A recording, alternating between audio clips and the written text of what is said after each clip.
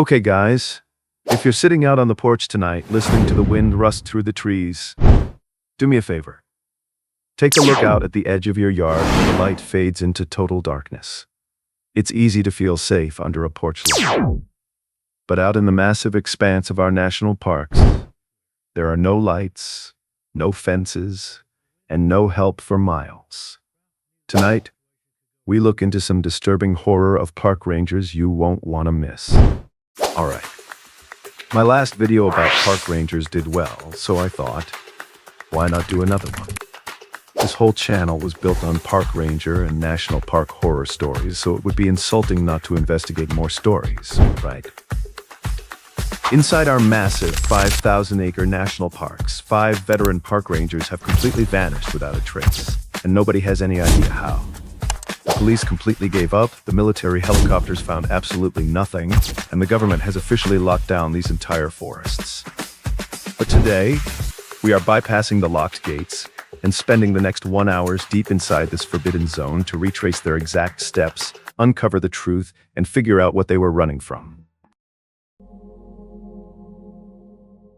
Park Ranger Jeff Christensen. In July of 2005, another seasonal park ranger died under mysterious circumstances in the same county Brendan unit passed away in as well. Jeff Christensen was conducting a routine backcountry patrol of the Lake Lawn trailhead when he allegedly lost his footing and fell from Mummy's Range in Rocky Mountain National Park in Larimer County, Colorado. The search for the initially missing ranger lasted a little over a week, and he was found on August 6, 2005 by a hiker. The official cause of death was a left temporal skull fracture that led to a subdural hematoma. The ranger has been said to have lost his footing and died of a tragic accidental fall. He'd only been on the job for 4 years and was survived by his parents. Now, is it possible for someone with at least 4 years' experience to die of something so simple? Could it be that there's something out there in our national parks and forests hunting these rangers? Perhaps they or it wants to take out the people who are going to be able to help and possibly even save the other people this mysterious predator or predators are trying to take out. We must keep searching for the truth. We owe it to all the people who die of something that is seemingly simple and accidental, but could very well be something much more sinister. Park Ranger Brendan Unit, Larimer County, Colorado Department of Natural Resources. Ranger Brendan Unit, 27 years old, went missing while out searching at night for a missing boarder. Well, there had been nothing reported about the results of the initial missing person who Brendan was looking for. It seems a sudden high wind event caused him to capsize in his boat and die of what was officially said to be freshwater drowning. Now folks, I'm no expert, but what I do know about is the strange weather events and causes of death that just don't fit the season or the profession the person in question was in. And I'm not the only one either. Many people are wondering how a professional outdoorsman could capsize and drown, and what about this so-called strange high wind event? Why does there always seem to be a sudden change in the weather during one of these missing persons encounters? These are the things many of us in this community wonder about after seeing case after case after case, the same thing over and over again, but never with any definitive or even sensible answers. Park Ranger Paul Fugate. Here is yet another tragic account of a park ranger who vanished mysteriously while doing his job, never to be seen or heard from again.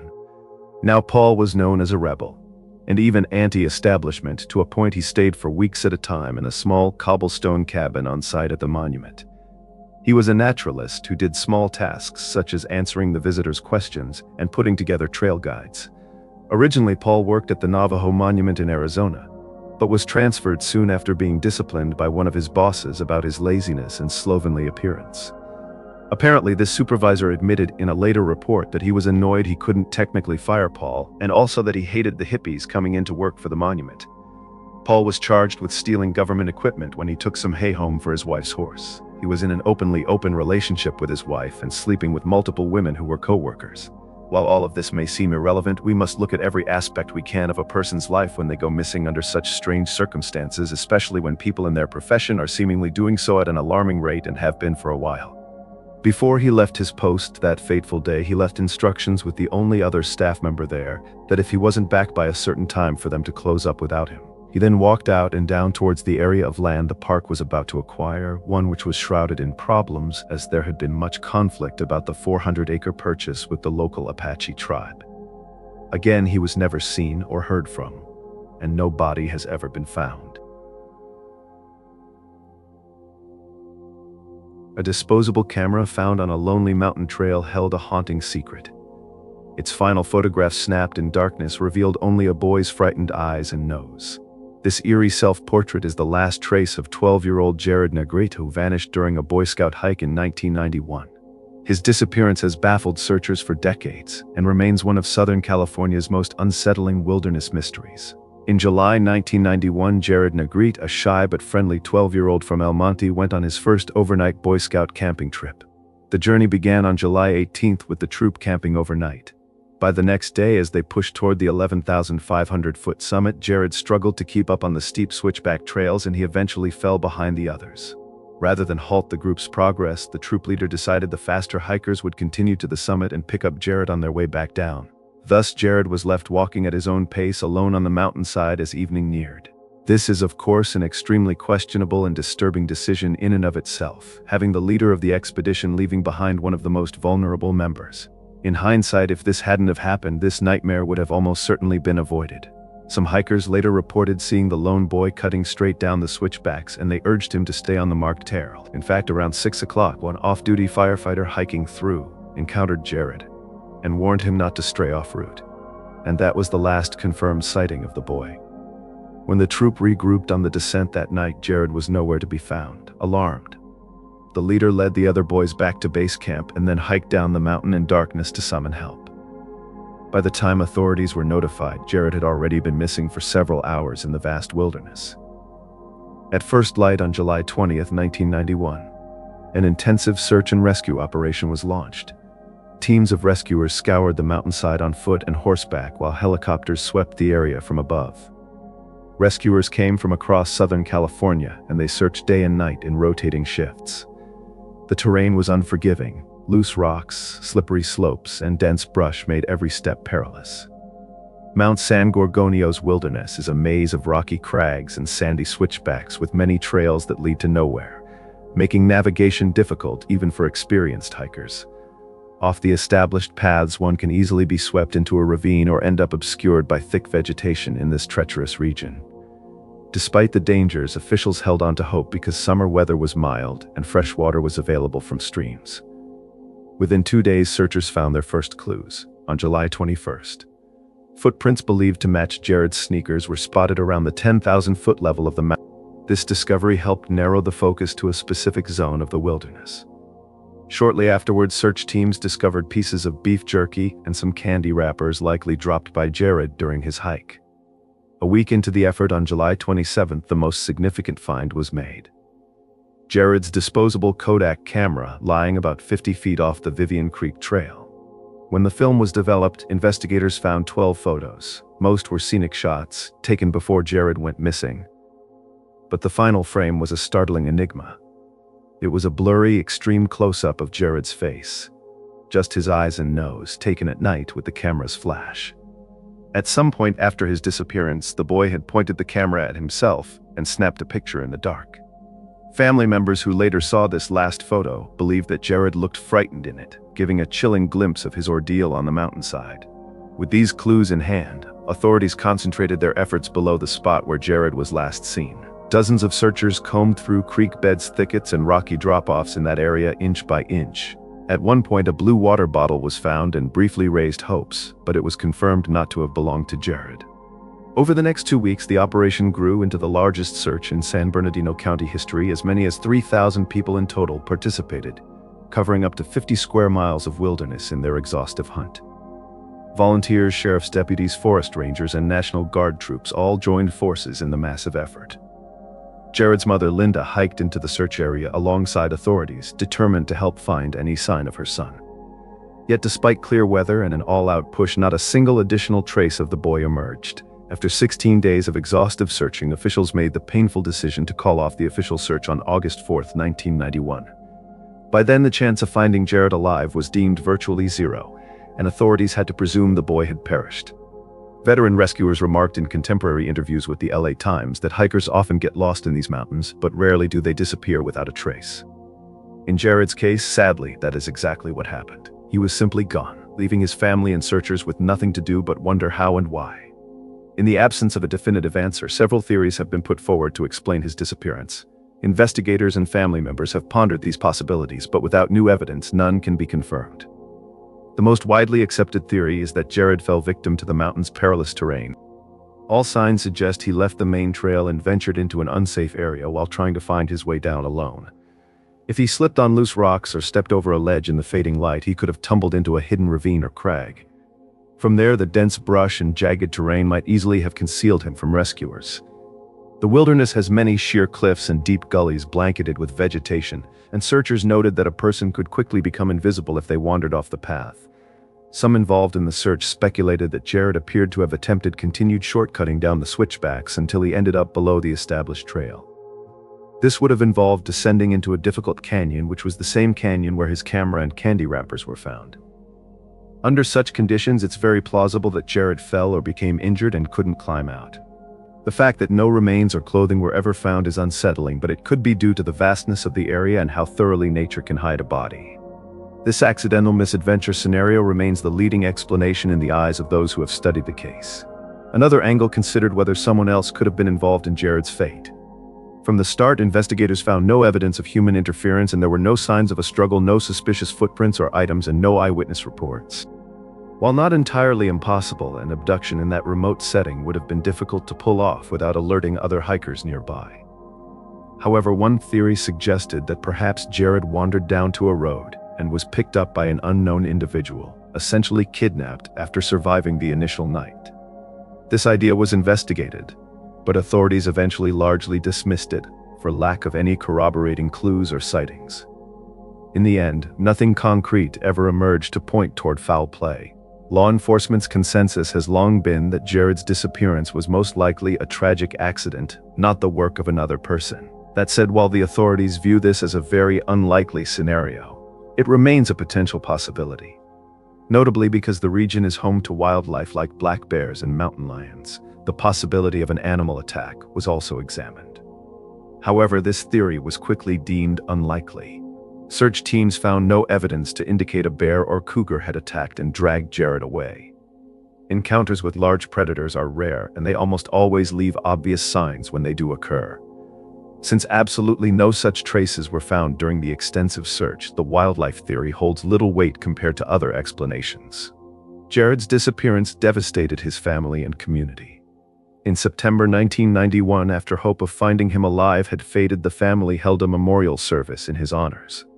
To this day, no trace of Jared Negret has ever been recovered, and the case remains cold despite being periodically re-examined by the authorities. And yeah, just before we move on, this story is incredibly messed up because there's absolutely no reason this should have happened to Jared. And I don't say that to imply that bad things should happen to anyone I'm covering, but to say that this tragedy was both 100% preventable and also completely foreseeable. Leaving behind the least physically capable member of the hike just so you can reach the summit is incredibly messed up, to say the least. A frigid February night in 1984, high on Alaska's Mount Denali, also known as Mount McKinley, one of the world's greatest adventurers of the 20th century, vanished without a trace. Naomi Omura had just achieved an astonishing feat, completing the first solo winter ascent of Denali. But he would never return to tell the tale. The day after his historic summit, amid howling winds and -50-degree temperatures, Omura disappeared into the mountain's icy expanse. His mysterious fate has captivated the world for decades, sparking both awe at his accomplishment and sorrow at the tragedy that followed. Naomi Omura was no ordinary climber, and he had racked up solo exploits that had already made him a legend. He was the first person to reach the North Pole alone, the first to raft the Amazon River solo, and in 1970 the first to summit Denali solo in summer. In fact, by age 29 he had climbed 5 of the 7 summits, a record that highlighted his prodigious endurance and skill. This soft-spoken, unassuming man carried an iron will and a taste for adventures once deemed impossible. By 1984, Omura had set his sights on a new milestone, a solo winter ascent of Denali. At just over 20,000 feet, Denali is North America's highest peak, infamous for brutal weather and extreme cold. Climbing it in summer is challenging enough, but in winter, it's downright perilous. And it wasn't summited in this season until 1967. And just to put things in perspective further, no climber had ever attempted Denali solo in the winter until Omura came along. Omura prepared meticulously for the brutal conditions. He knew glacier crevices often hidden under snow posed a persistent threat. To guard against a fall into one of these glacial nightmares, he devised a heart-stopping self-rescue system that sounds absolutely insane. He had bamboo poles strapped across his shoulders that could catch on the edges and help pull him out after he fell into these wintry pits. Embracing a fast and light approach to mountaineering, he carried only about 40 pounds of gear plus a sled. In an effort to keep his gear to a minimum, he didn't even pack a tent. He planned to sleep in snow caves instead and brought very limited fuel for cooking, accepting that most of his meals would be ice cold to save weight. Every ounce saved made him faster, which was crucial when racing against short winter daylight and frequent storms. On February 1, 1984, Naomi Omura set out from the Kahiltma Glacier base camp alone. Over the next 10 days, bush pilots occasionally flew by to monitor his progress from afar. They watched as he steadily ascended Denali's west buttress route, but were ultimately powerless to do anything if they noticed trouble. The climb was grueling, with waist-deep snow in parts, and steep ice slopes, and with temperatures so low that exposed skin could freeze in seconds. Despite periodic storms blasting the higher elevations, Omura methodically worked his way upward, caching some supplies along the route to lighten his load. He passed the 14,000-foot mark, and climbed into the mountain's thin-aired upper reaches, inching closer to his goal with each step. February 12, 1984 brought a brief window of clearer weather, and it happened to be Omura's 43rd birthday. That afternoon, a pilot spotted him only a few hundred feet below the summit. Omura radioed that he expected to reach the top by 4 that afternoon, but progress was slow at that altitude. When the plane crew looked again at 4, he was still climbing and had not yet arrived at the summit. Darkness fell soon after, and observers lost sight of him as the mountain was engulfed in night and cloud. Incredibly, Omura did reach Denali's summit that evening, planting the Japanese flag on the top of this great mountain, all while he was alone in the dark. In a brief radio call the next morning, he reported that he had stood on the top of Denali the night before, achieving his seemingly impossible goal. During this call, he mentioned that he then descended for a few hours to a camp, though he didn't specify where it was.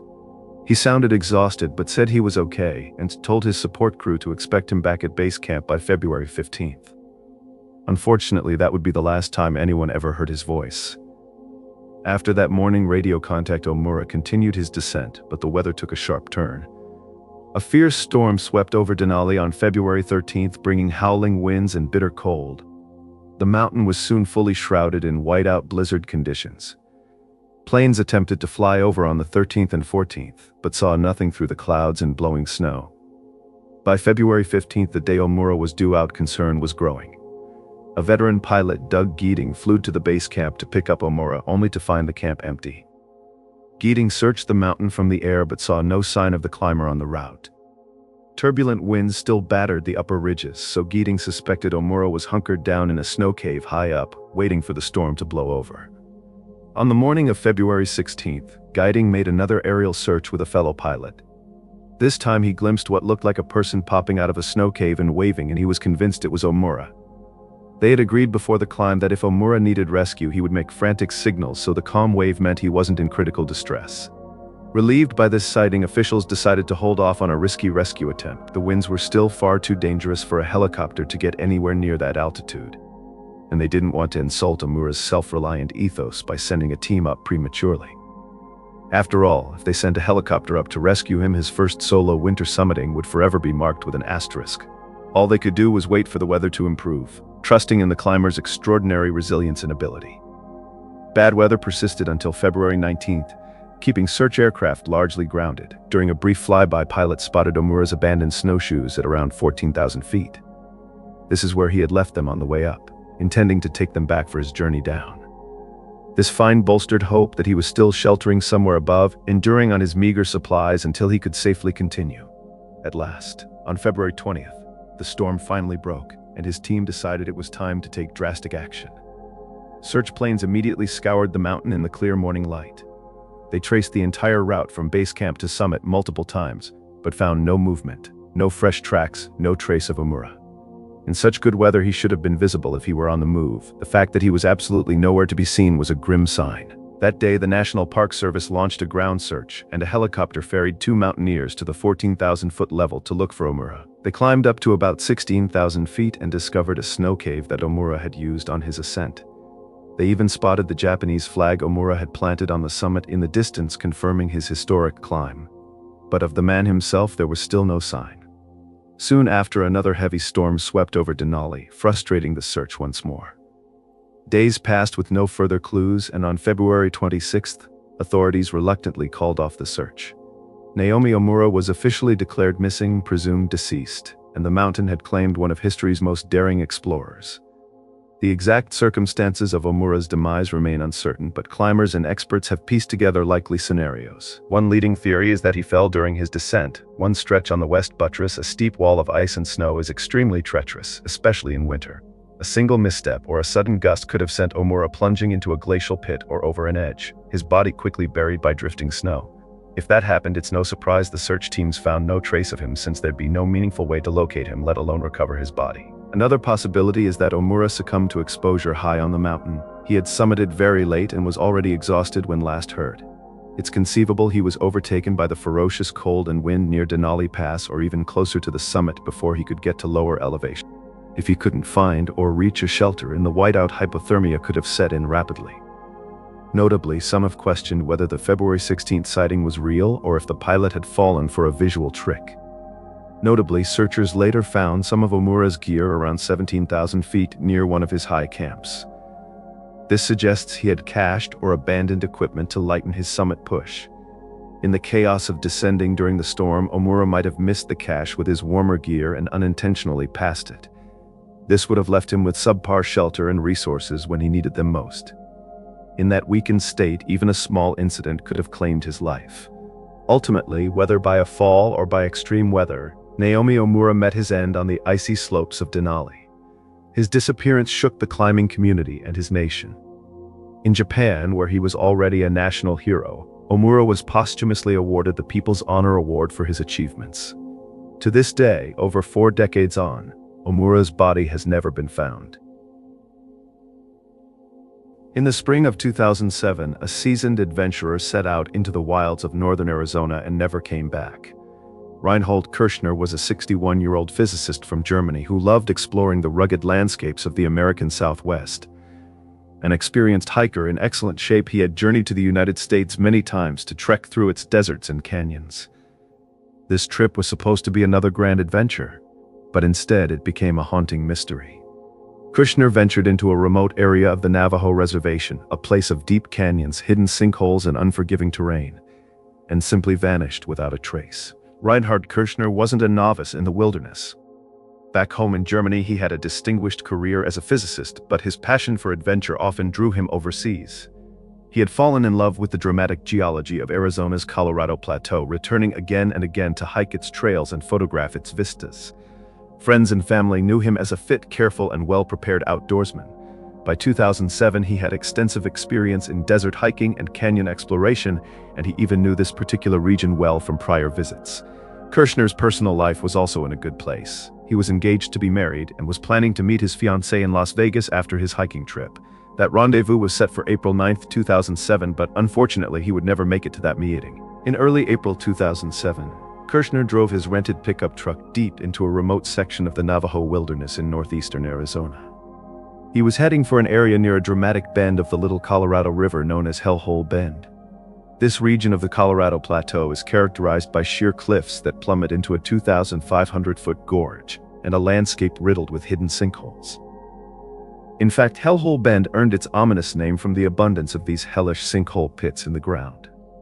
It is the kind of place only the most adventurous hikers would go, and Kirschner was certainly one of them.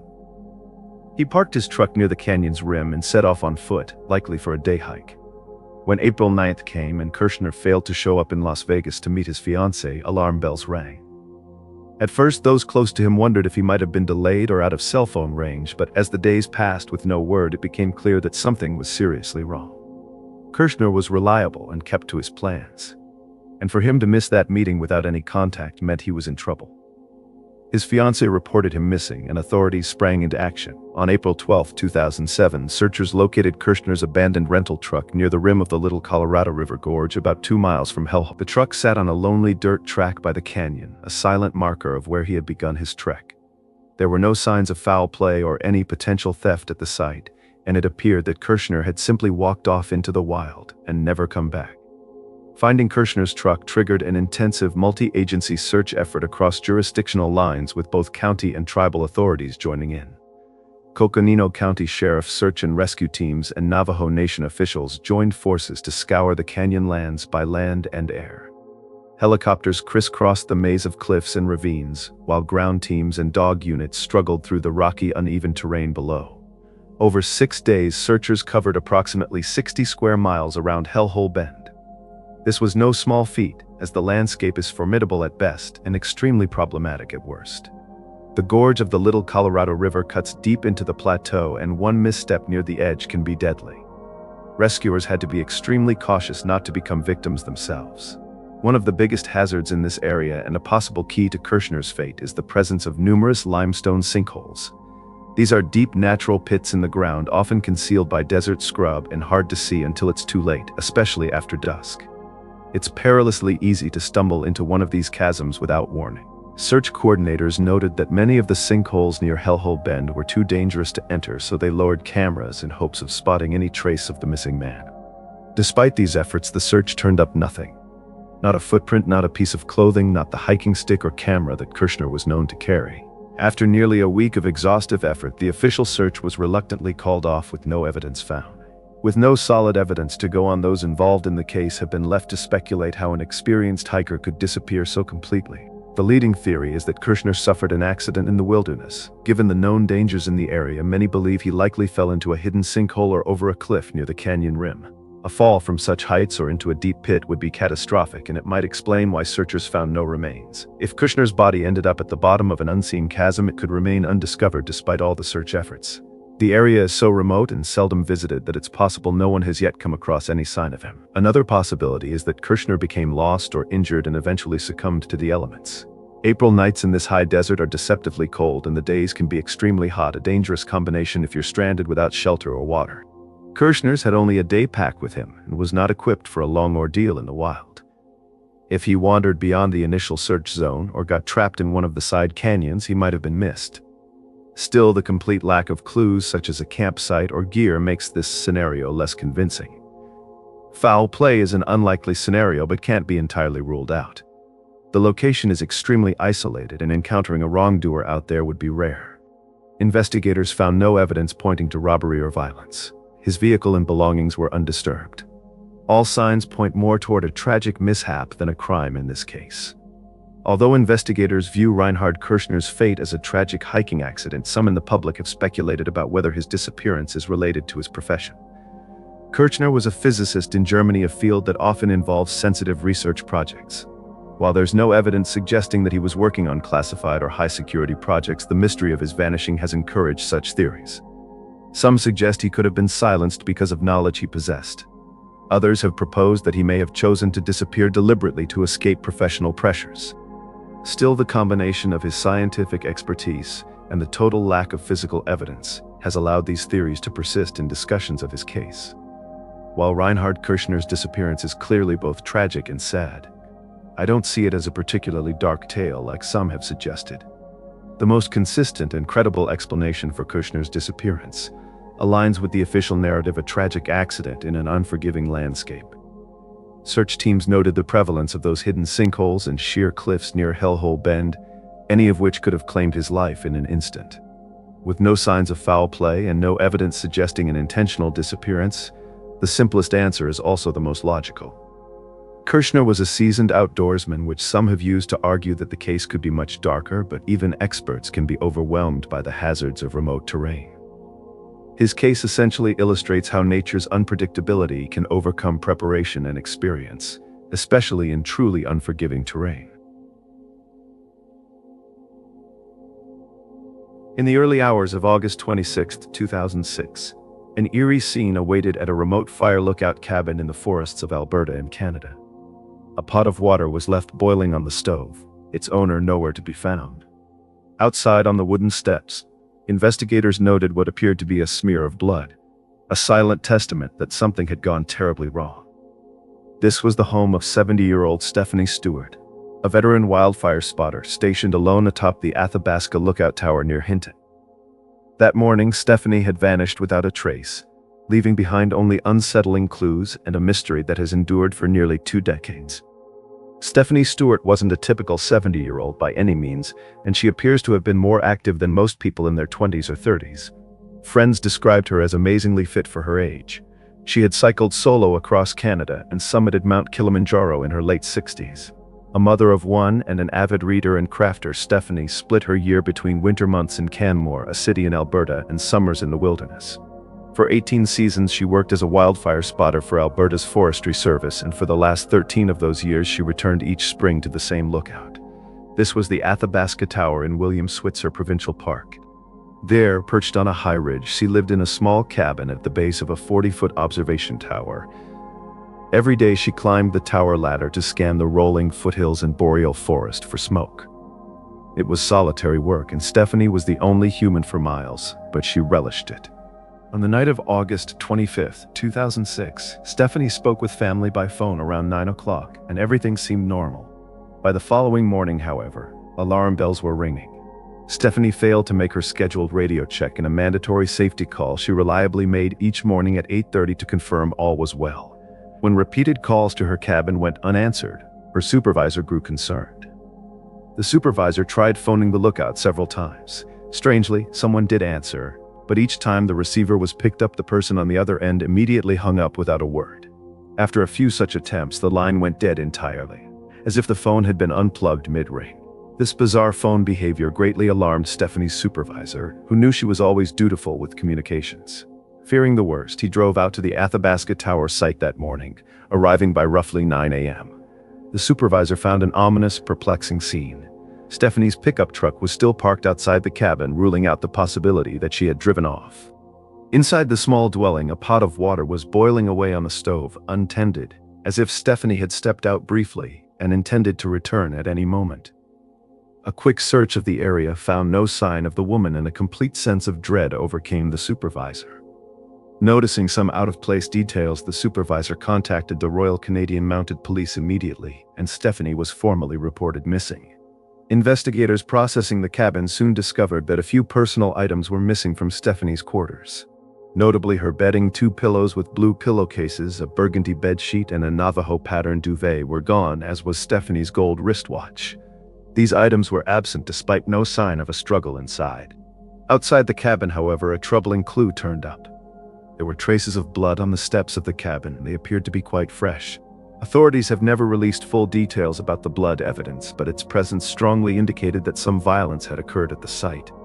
All signs appeared to point to one overwhelming conclusion. Stephanie Stewart was abducted by an unknown person or persons that morning. News of Stephanie's disappearance spread fast, and an enormous search operation was launched in the rugged foothills around the Athabasca lookout. Search and rescue teams and park rangers alongside hundreds of volunteers combed through dense forest looking for any trace of the missing fire spotter. Helicopters buzzed overhead and tracking dogs sniffed for clues. On the ground, searchers scoured a radius of several kilometers around the tower, but nothing definitive was found. It became one of the largest search efforts in Alberta's history, yet it turned up painfully little. Notably, investigators treated the site as a potential crime scene from the start, due to the suspicious circumstances surrounding Stephanie's disappearance. They noted the totality of evidence was inconsistent with any voluntary departure. The fact that Stephanie left behind her truck, her keys, and even her morning coffee heating on the stove suggested she had fully intended to remain there for her day's work. Further, the missing bedding suggested that it may have been used to move Stephanie out of the cabin. Unfortunately, despite thorough forensic work, no definitive DNA or fingerprints leading to a suspect were publicly reported. Authorities did state that evidence at the scene convinced them Stephanie had been the victim of a slaying, even though her body was not found. With the case unsolved, various theories have emerged over the years about what might have happened to Stephanie Stewart. Some are grounded in investigative leads, while others are the product of armchair detectives puzzling over the scant evidence. The most widely accepted theory is that an unknown person approached Stephanie's cabin, likely in the early morning, and harmed her in the course of a robbery or assault. Perhaps someone driving along the highway took a detour up to the lookout, either hoping to find valuables or seeking shelter, and encountered Stephanie. The boiling water on the stove hints that she might have invited a visitor inside for tea or coffee, as she often did with guests, not realizing the danger. In this scenario, something turned violent and the perpetrator hurriedly removed Stephanie before fleeing. The fact that the phone line was abruptly disconnected during the supervisor's calls suggests the intruder was present at 8:30 that morning and panicked when the phone rang. Another variant of this theory suggests that Stephanie actually fell victim to someone she knew.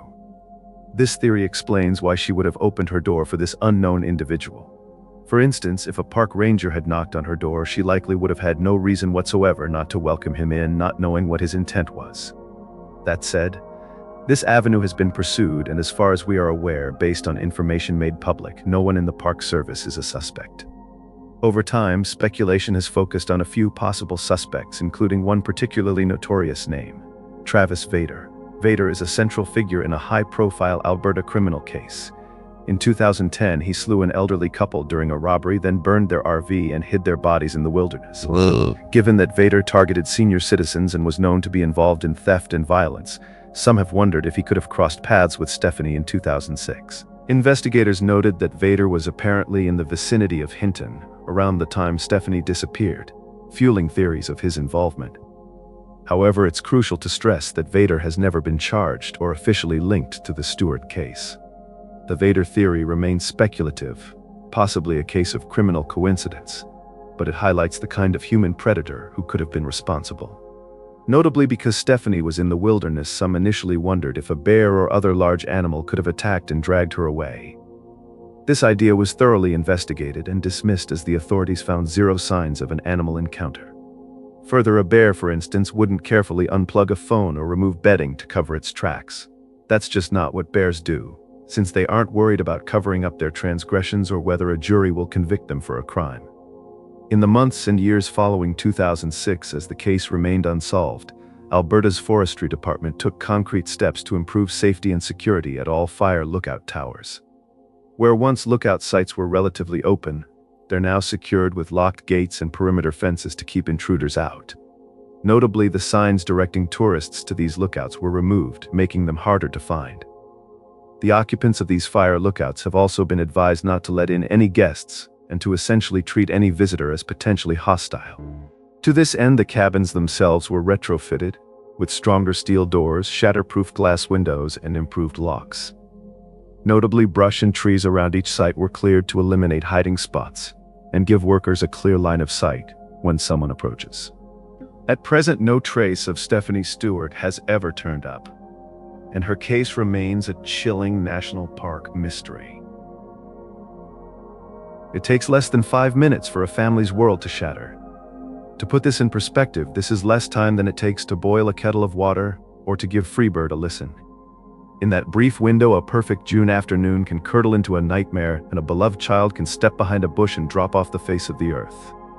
For the Martin family, that window opened and closed on June 14, 1969, in the vast, beautiful, and unforgiving wilderness of the Great Smoky Mountains National Park. What followed was not just the frantic search for a missing boy, but a story of chaos, heartbreak, and an unexpected legacy that would change the science of saving lives forever. This is the story of Dennis Martin, the vanished boy who would capture the nation's attention. For the Martin family of Knoxville, Tennessee, the annual Father's Day weekend camping trip was a cherished tradition. In June 1969, William Martin led the familiar expedition, bringing his 2 sons, 9-year-old Douglas and 6-year-old Dennis, along with his own father, Clyde. For Dennis, who was just 6 days shy of his 7th birthday, this was his first time along on this trip. The first day went as planned, and the family hiked from Cades Cove to Russell Field camping for the night before continuing their journey on Saturday, June 14th. Their destination was Spence Field, a beautiful highland meadow nestled along the Appalachian Trail known for its stunning views. There they met up with another family, and the afternoon unfolded in the idyllic way of such outings, with the adults relaxing and the children playing. Sometime after lunch, the boys hatched a plan. In a fit of youthful excitement, they decided to play a prank on the adults by splitting up, hiding in the dense foliage that bordered the meadow, and jumping out to surprise them. William Martin watched with amusement as the children whispered and plotted. Because Dennis was wearing a bright red t-shirt, the older boys worried he'd be too easy to spot, so they sent him off in a different direction to hide by himself. It was a seemingly innocent decision, and in any other moment it would have been a minor and forgotten detail in a children's game, but that red shirt, which should have been a beacon of visibility, would instead become an icon of an impenetrable mystery. At approximately 4:30 that afternoon, the mousetrap was sprung. The older boys leaped from their hiding places with shouts and laughter, but Dennis didn't appear. His father, William, had seen him go behind a bush just moments before, and at first there was no alarm, but as the seconds ticked by, a knot of unease began to form, and time began to move slowly. William would later estimate that 5 minutes passed, and initial concern turned into full-blown panic.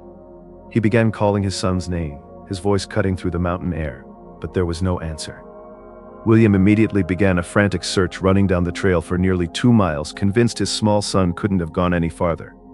The other adults joined in scouring the nearby woods, but absolutely nothing was found. As dusk began to settle over the mountains, the family's nightmare was compounded by a new formidable adversary: the weather. A severe thunderstorm rolled in with terrifying speed, unleashing a biblical deluge which caused streams to develop into raging torrents. Temperatures dropped to unseasonable lows, only about a dozen degrees off freezing. The storm was more than just bad luck. It was a catastrophic event that acted as an accomplice to the disappearance. It systematically erased the few clues that might have existed, washing away footprints, obliterating any scent for search dogs, and ensuring the scene was wiped clean. The official search for Dennis Martin began at 5 the next morning, Sunday, June 15th. What started with a crew of 30 National Park Service personnel rapidly escalated into the largest search and rescue operation in the history of the Great Smoky Mountains National Park. The numbers were staggering, and within a day the force grew to 240 people. By Dennis's 7th birthday on June 20th, nearly 800 people were combing the mountainside. The effort peaked on June 21st with an astonishing 1,400 searchers involved. The call for help had been answered by a diverse and dedicated coalition. There were park rangers, local rescue squads from several states, scout troops, college students, firefighters, and even 40 elite Green Berets from Fort Bragg. The story captivated the nation, with President Richard Nixon reportedly monitoring the situation from the White House. Notably, this massive search effort actually had more in common with a disorganized posse than with what we presently think of when we think of search and rescue. At the time, the National Park Service had no detailed pre-existing search and rescue doctrines.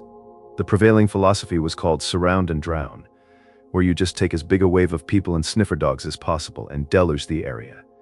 This surround and drown approach proved to be a catastrophic mistake. The massive uncoordinated wave of well-intentioned but largely inexperienced volunteers descended on the area, inadvertently destroying the very evidence they were there to find. Potential footprints were trampled, scents that may have still existed were contaminated, and delicate clues like broken twigs were obliterated. The paradox is disturbing. The immense public desire to help did more to hurt the efforts than anything else. The search was officially scaled back on June 26th, largely abandoned by June 29th, and formally closed on September 14, 1969. The deluge of men and women had receded, leaving the mountain just as silent as it was the moment Dennis disappeared. In the vacuum left by the failed search, theories began to grow. With no body, no clothing, and no concrete evidence, the disappearance of Dennis Martin became a case on which people projected their wildest fears. The most straightforward and officially accepted theory is that Dennis simply wandered off, became disoriented, and perished from exposure or an accident. The area is known for its incessant winds that can easily drown out a small child's cries. While there's no direct evidence to support this claim, this is the official stance of the authorities. The Great Smoky Mountains are home to a variety of wildlife, including black bears and feral pigs, leading to speculation that Dennis was attacked and carried off. Some reports from the time noted that a drought the previous year had made animals bolder and hungrier than usual. However, wildlife experts and many investigators were skeptical of this theory. A predatory attack on a human by a black bear is exceedingly rare, and an event violent enough to carry away a child would almost certainly have left behind some evidence. Still, this theory hasn't been entirely dismissed and is theoretically possible. From the beginning, Dennis's father, William Martin, believed his son was kidnapped. This theory hinges on a single and deeply problematic piece of testimony. On the afternoon Dennis vanished, a tourist named Harold Key and his family were in the park miles from Spencefield. They reported hearing a loud scream, and then shortly thereafter they witnessed a rough-looking man advancing through the woods. For investigators, it was a highly unreliable lead. The sighting occurred around 5 trail miles from the disappearance site, a significant distance for someone to carry a child in a short amount of time through rough terrain. Further, there are no direct trails connecting the two locations, meaning that this man would have had to have taken Dennis through the woods directly. The absolute lack of resolution in the Dennis Martin case created a perfect environment for regional legends to attach themselves to the story. Generally, I don't mention these sort of theories for cases such as this. But here, there appears to be a significant amount of people who advocate for this theory. For generations, local folklore has included tales of feral people living in the wilderness. Inevitably, the story of the lost boy became intertwined with these legends, with some speculating he was taken by such a group. Notably, Harold Key's description of an unkempt and shaggy man is cited as evidence by people who believe this theory. More than 50 years later, the fate of Dennis Martin remains one of the Great Smoky Mountains' most profound and enduring mysteries. The forest has kept its secret, and it's virtually impossible that we will ever know for certain what happened in those brief minutes at Spence Field. For now, Dennis Martin's case remains yet another haunting, unsolved national park enigma. All right, everyone, hope you're ready for another episode. Today, we'll talk about woman who vanished in Alabama in 1986. Then 17 years later, a ginseng hunter made a horrifying discovery that turned the whole case upside down. Also, in another story, I'll talk about bizarre 2016 cold case, where a disabled man disappeared into the woods, but the clues pointed back to his house. Stay here and listen. 1986, in a part of Alabama that looks like a postcard until it does not. Marshall County sits in the northeastern part of the state, where the land rises and folds into ridges before flattening back out toward the Tennessee River. In that county, on the edge of Guntersville Lake, there is a stretch of terrain called Georgia Mountain, dense forest, rocky ground, zero ambient light after dark. This is where Wanda Jean Mayes spent what should have been an ordinary night in May. It was the last night anyone could confirm she was alive. Wanda was 26 years old. She had grown up across Alabama and Arkansas, attended Arab High School in Arab, Alabama, and earned a degree from Wallace State College. By 1986, she had a secretary position at Redstone Arsenal, the federal military installation in Huntsville, which meant she had a real career, a stable routine, and people who knew where she was supposed to be. Her family described her as warm and social, no enemies, no criminal history, nothing in her background that pointed toward danger. There was one thing, though. In the years leading up to her disappearance, Wanda had experienced what her family described as a documented chemical imbalance, a medical condition that had on at least 2 occasions triggered severe anxiety episodes, periods of overwhelming fear, a desperate need to escape and hide. Her doctors knew about it, her family knew about it. It had not stopped her from living her life, but it was there in her history, and it would matter later. On the evening of May 11th, 1986, Wanda had dinner with her parents, Jim and Dot Mays, at a restaurant a few miles from the lake. After dinner, instead of driving back to her own apartment, she decided to stop by the home of her aunt and uncle Tyrus and Betty Dorman Sr., who lived on Georgia Mountain in Marshall County, right along the edge of Guntersville Lake. She arrived around 10:30 that night. Everything was fine. She said goodnight, went to the guest room, and that was that. That was the last confirmed time anyone saw Wanda Jean Mayes. The next morning, May 12th, Tyrus and Betty Dorman made a discovery that had no easy explanation. The guest room was empty. The bed had not been slept in. Wanda's personal items, her purse, her keys were still sitting on the nightstand exactly where she had left them. She had no car at the house that night. She had no way to just leave. And then here is the critical detail. The window of the room she had been sleeping in was broken. Not from the outside, from the inside. There was no glass on the exterior sill. The frame was smeared with blood. That alone would have been alarming. What they found next made it something else entirely. On the boat dock behind the house near the water's edge on Guntersville Lake, they found Wanda's nightgown. It was torn and bloodied, and floating out on the lake itself was a canoe, empty, adrift and also covered in blood. Nobody in the water, no trail leading away from the dock, no footprints they could follow. Just blood in 3 separate locations. The window frame, the dock, the canoe, and then nothing, like she had dissolved into the geography of the place. The investigation that followed was understandably intense. The case drew national attention almost immediately. There was simply too much physical evidence pointing towards something violent, something deliberate, and yet no body, no suspect, no explanation that made sense of all 3 locations at once. Marshall County law enforcement opened a full investigation. The case was eventually profiled on the television series Unsolved Mysteries not once but twice, beginning in 1987. Homicide investigator Edward Teal, brought in to examine the case, reportedly called it the most mysterious case he had ever worked on. Sightings began coming in the morning after she disappeared. A local resident reported seeing a young woman matching Wanda's description walking along Alabama State Route 62 near Guntersville wearing oversized jeans, her hair wet as though she had been swimming.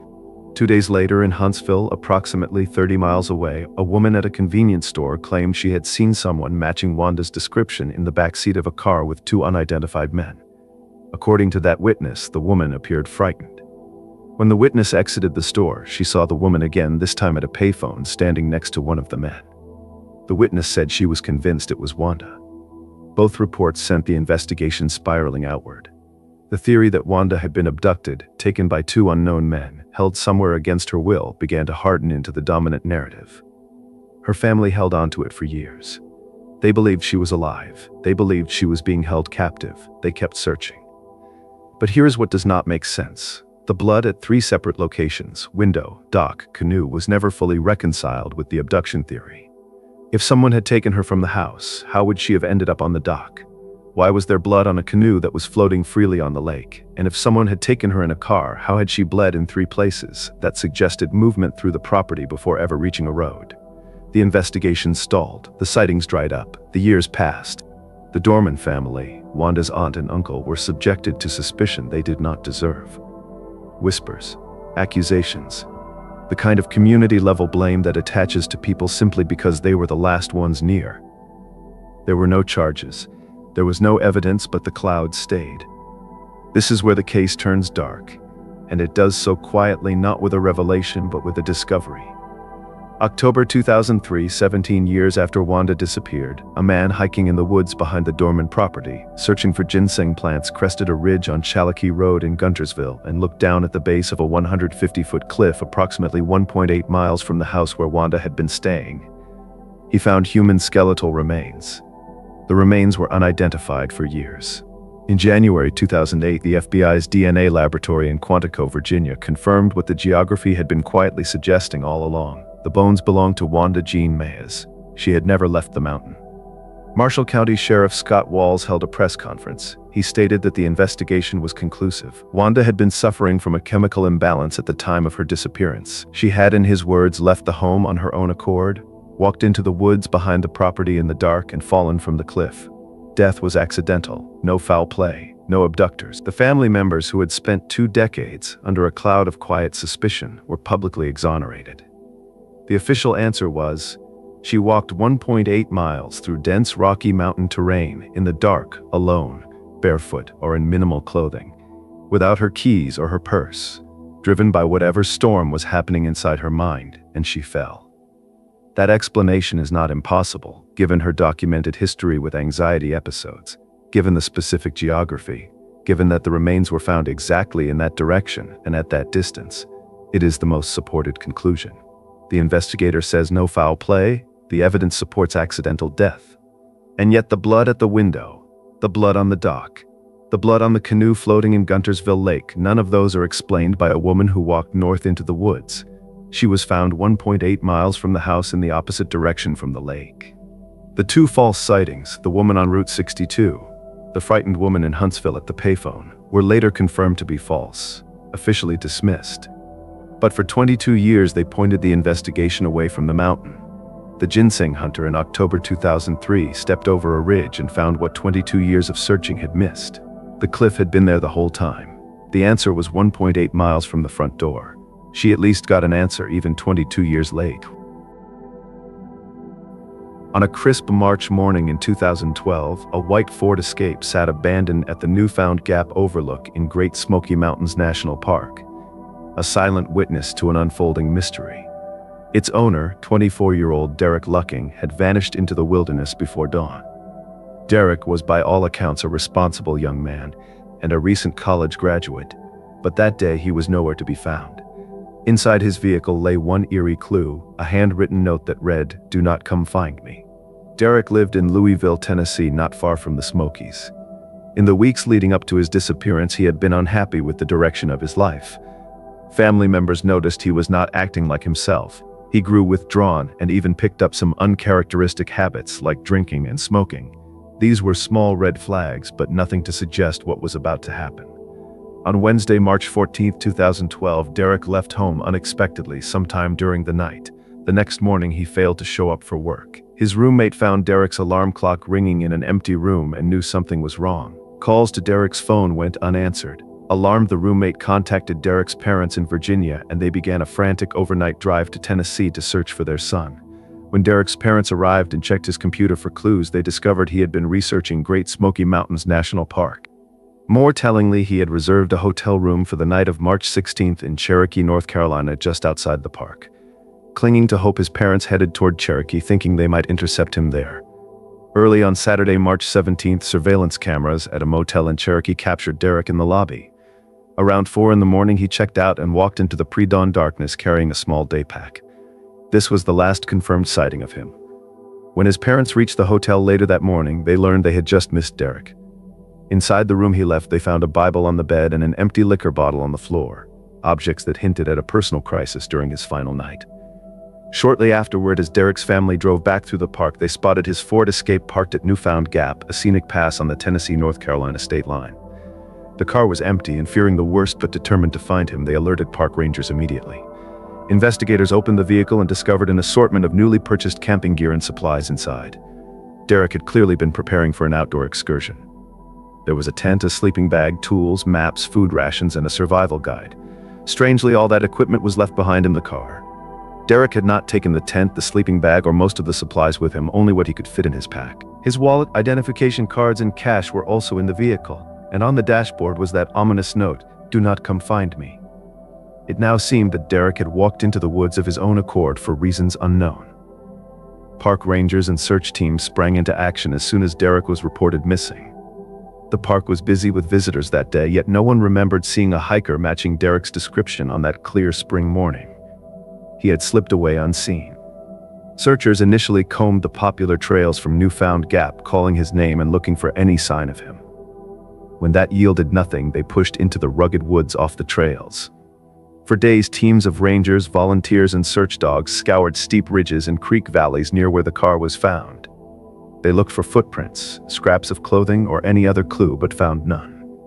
Derek had only a light day pack with him, and was not an experienced outdoorsman, which made his situation even more precarious.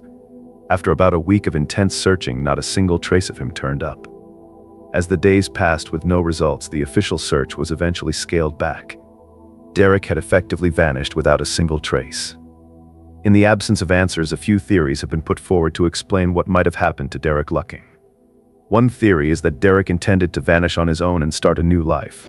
The note he left strongly suggests he did not want to be found. Perhaps he was overwhelmed by his life and saw escape as the answer. It is possible he staged his hike into the Smokies as a diversion, then quietly slipped away from the area, abandoning his car and identification. He effectively shed his old identity. While no evidence has surfaced that he resettled somewhere else, he could have managed to stay off the grid. Another theory is that Derek was in a disturbed state of mind and went into the wilderness intending not to return. He had been struggling emotionally, and the timing of his disappearance reportedly coincided with the anniversary of his grandfather's death. The Bible and empty liquor bottle in his hotel room suggest he might have been wrestling with despair or seeking courage before venturing out. In this view, the note in his car reads like a final goodbye to his friends and family. However, since no remains were found despite extensive searching, this heartbreaking scenario is unconfirmed, and his family holds out hope that it is not what happened. A third theory is that Derek ventured into the mountains on a personal survival challenge, but fell victim to a mishap, and surprisingly, there is some circumstantial evidence to support this. He was reportedly a big fan of Bear Grylls, who was very well known at the time for his show Man vs. Wild. Perhaps he wanted to test himself by going off trail with only basic supplies, though that does not explain the supplies that were left behind. Unfortunately, the Smoky Mountain wilderness is unforgiving, especially for someone alone and inexperienced. It is easy to get lost, injured, or succumb to exposure in the steep, tangled terrain. If Derek was hurt or stranded far from the trails, the vast expanse of the park could have kept him hidden from rescuers. In this scenario, his disappearance was a tragic accident. He underestimated the wilderness, and nature simply hid all traces of what happened. A final theory is that Derek encountered danger in the form of another person. Some have speculated he could have stumbled upon an illicit activity or met someone with bad intentions in the woods. Of course, this is entirely possible, but ultimately no evidence supports this idea. There were no signs of a struggle or theft at his car, and all his valuables were left untouched. No witness reports or leads have ever pointed to any crime whatsoever. Without any concrete clues suggesting foul play, investigators consider this the least likely explanation, though it cannot be completely ruled out. More than a decade has passed since Derek Lucking walked into the Smoky Mountains and vanished, and no trace of him has ever been found. His family has never stopped seeking answers, and the case remains open. In June 2016, Floyd Roberts III, a 52-year-old high school teacher and former NASA engineer from Florida, would go missing under mysterious circumstances. An avid outdoorsman, he he joined two friends for a backcountry hike in a remote part of the Grand Canyon. Roberts had decades of hiking experience and was well prepared with food, water, and maps for the planned 9-day journey. The group's route would take them across the rugged Shivitz Plateau and down to the Colorado River, eventually exiting the canyon on June 26th. For Roberts and his friends, this trek was meant to be a grand adventure, and they had done a similar trip in 2010. But on the very first day of the 2016 trip, Roberts mysteriously disappeared, sparking an intense search and a baffling mystery that remains unsolved.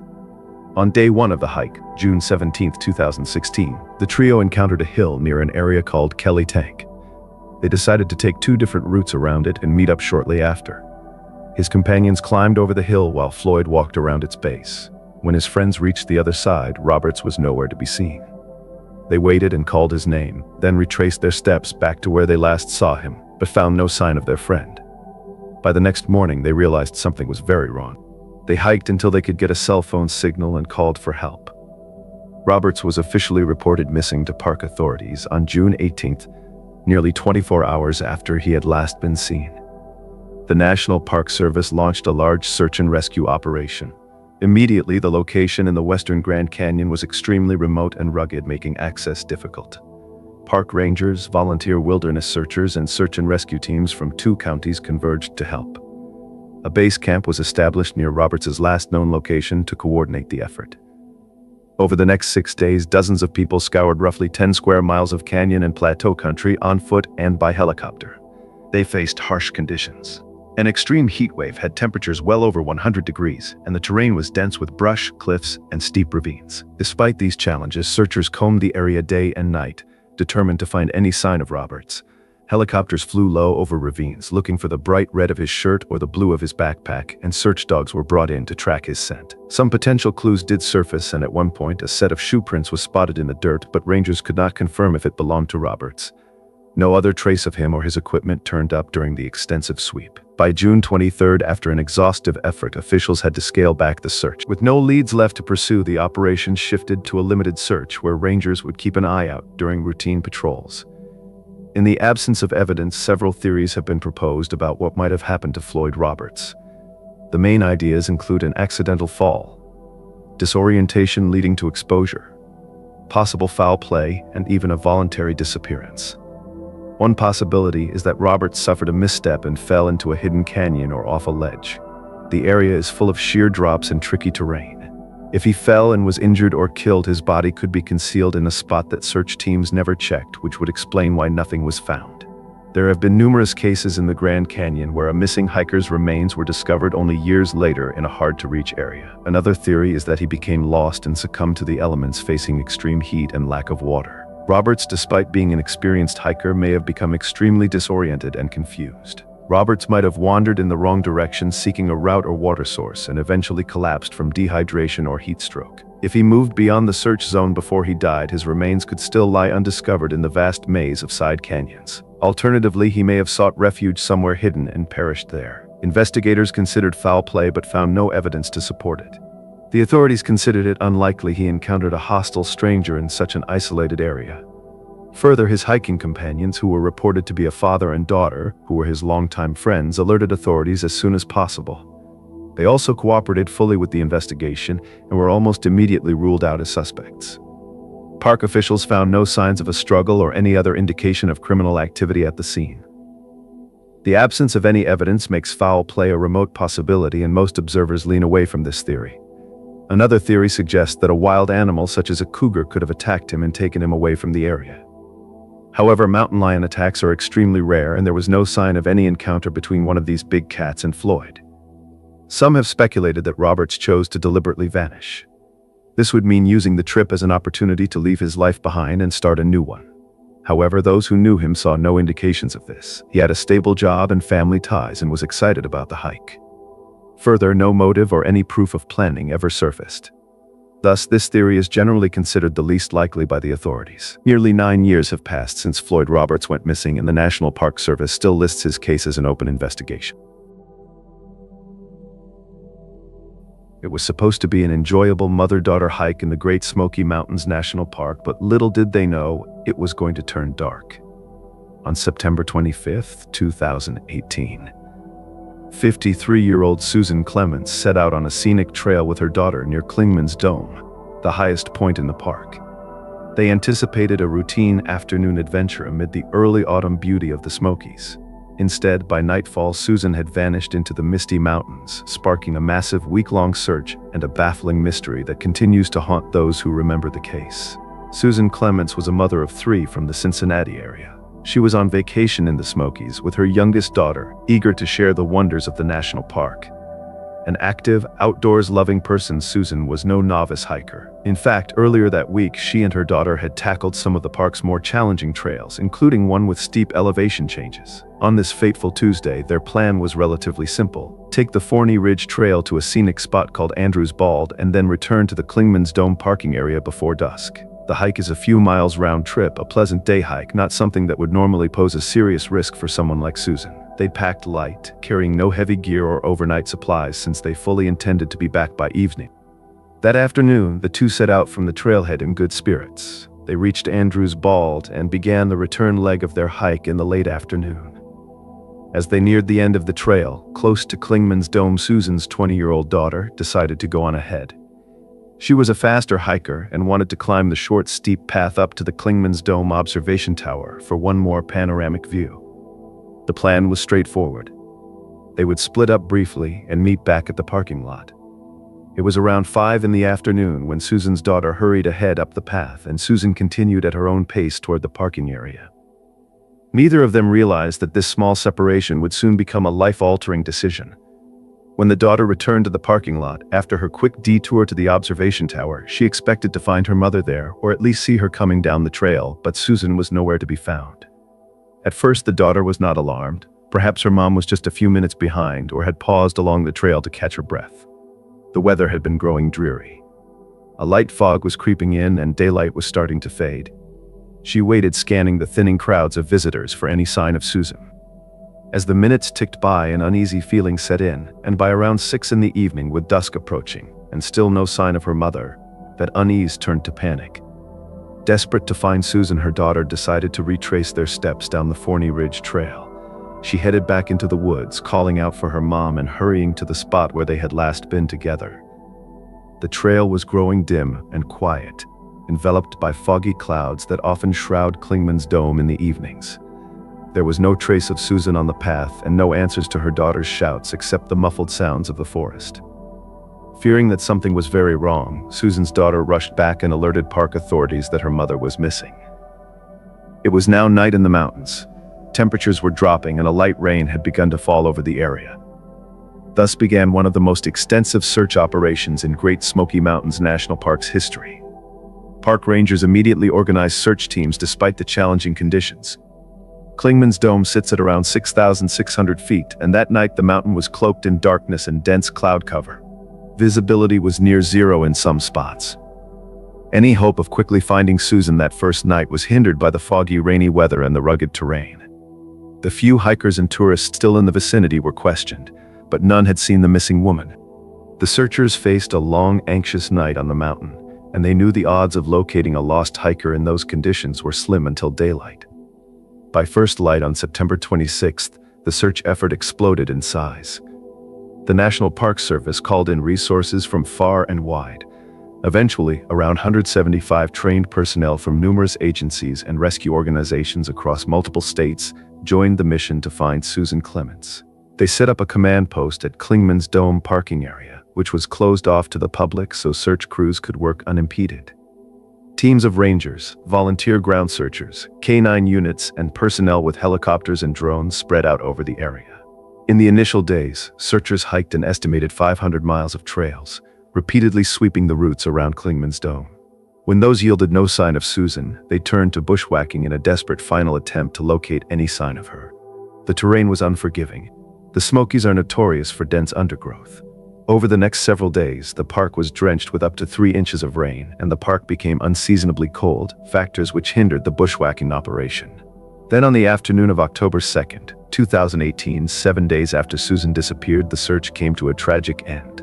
In a tangle of thick vegetation by a cold, trickling creek about 2 miles west of the parking area, the body of Susan Clements was found.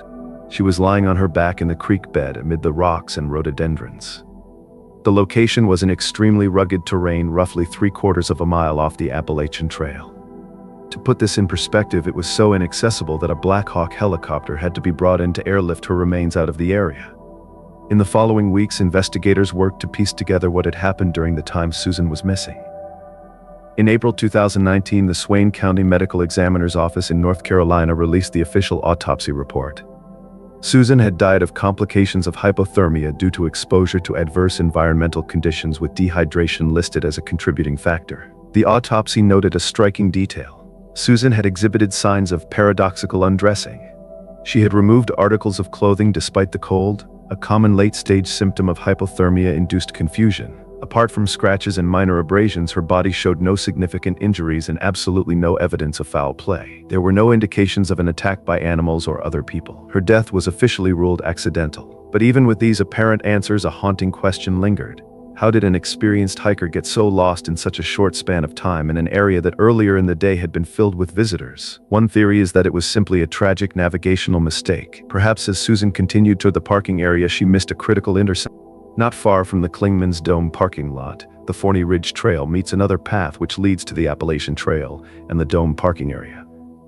It is possible that in the fog, Susan walked right past the trail that led to the parking lot. If she mistakenly continued straight, she would have found herself on the Appalachian Trail, heading away from Clingman's Dome. In the low visibility and rain, she may not have realized the error until she was well beyond the intended turn. If Susan indeed took a wrong turn and unknowingly ventured onto the Appalachian Trail, she may have continued for some time, expecting to find the parking area around each bend. At some point, she likely understood that she was not on the right path. In that panicked state, with night falling, Susan could have attempted to find her own way out. This leads to another aspect of lost hiker behavior that is well known and documented, but is not fully understood from a psychological standpoint. Often, disoriented hikers will head downhill or toward water in hopes of finding a road or help. The logic is generally believed to be that finding a stream downhill might lead to a path to civilization. Susan's final location suggests she may have done exactly this. Once off the established trail and moving downhill through the trackless forest, she would have been in very perilous terrain. Thick vegetation can look impenetrable at eye level, and steep slopes in the Smokies are slick and strewn with roots and rocks. It is easy to get injured or exhausted in such conditions, a fact which is doubly true with night falling. Another possible theory involves a physical injury or medical emergency. The idea here is that she may have tripped and suffered a minor concussion which disoriented her. The subsequent investigation did not report finding significant head trauma. However, a very mild concussion would be both invisible and also potentially enough to make her act out of character, even if only for a brief period. During this brief time, it is speculated that she may have gone off the trail and then become further disoriented, leading to her tragic end. Many have speculated that there may have been an element of foul play involved in driving Susan off the trail. While Susan clearly did not perish directly to foul play, this theory does not claim that, and it actually might even be more terrifying. Rather, the thought is that someone may have simply menaced her off the trail, forcing her to flee into the dense woodland. Once she was off the trail, the perpetrator could have stalked her to force her deeper into the woods before ultimately leaving her to perish. This theory is speculative, but has gained traction amongst those who have noticed a pattern of disturbing activities in national parks. St. Clair County sits in the northeastern part of Alabama, east of Birmingham, in a stretch of the state where the land begins to fold and rise toward the Appalachian foothills. It is a county of small communities: Pell City, Moody, Odenville, and dozens of smaller settlements connected by county roads that wind through pine forests and past cattle pastures, and between properties spaced far enough apart that neighbors are not always visible from each other's windows. Chula Vista is one of those smaller communities. It sits in the rural interior of the county along roads that do not appear on most tourist maps, in the kind of landscape where a January night is genuinely dark. The kind of dark that has no ambient glow from a city on the horizon. Just trees and road and the occasional porch light, and where the distance between one house and another can feel enormous. It is the kind of place where you know the people you know and you trust the people you trust, and where getting into a car with someone on a winter night is not by itself alarming. People in rural communities move around that way. They give each other rides, they cover short distances between houses and neighborhoods and properties. They get in cars. Kyla Bobo was 32 years old on January 30th, 2020. She had been born on September 28, 1989, and by the time of her disappearance, she was staying temporarily with two female friends at a residence on Cane Creek Drive in Chula Vista. Not her permanent home, but a place she was staying in the way that people in close communities sometimes move between residences for stretches of time. She had a boyfriend in the area, not at the same house, but nearby, reachable by a short drive on the county roads that thread through that part of St. Clair County. That proximity, the short distance between where she was staying and where her boyfriend lived, is one of the central facts of this case, because it is the gap inside which Kyla Bobo disappeared, and inside which she spent 22 months before her family received any kind of answer. On the night of January 30th, 2022, between 9 and 10 o'clock in the evening, Kyla was picked up from the Cane Creek Drive residence by an unidentified male. The specific identity of that individual, his name, his relationship to Kyla, how he came to be at that address on that particular Sunday night has not been publicly disclosed by investigators in any detail. That is part of the available public record. What is known publicly is that he was there, that Kyla got into his vehicle, and that he later claimed to authorities that he had driven her to her boyfriend's house and dropped her off. Her boyfriend told authorities she never arrived. Between the moment Kyla got into that car on Cane Creek Drive and the moment she was supposed to walk through her boyfriend's door, she disappeared. She was not seen or heard from that night. She was not seen or heard from the next day. She was not seen or heard from in the weeks and months that followed. Here is the critical detail that sits at the center of this case, and it admits no innocent explanation. The driver made a specific claim. He drove her somewhere, he dropped her off, she got out of the car. Her boyfriend's account is that she never appeared. One of those accounts is false.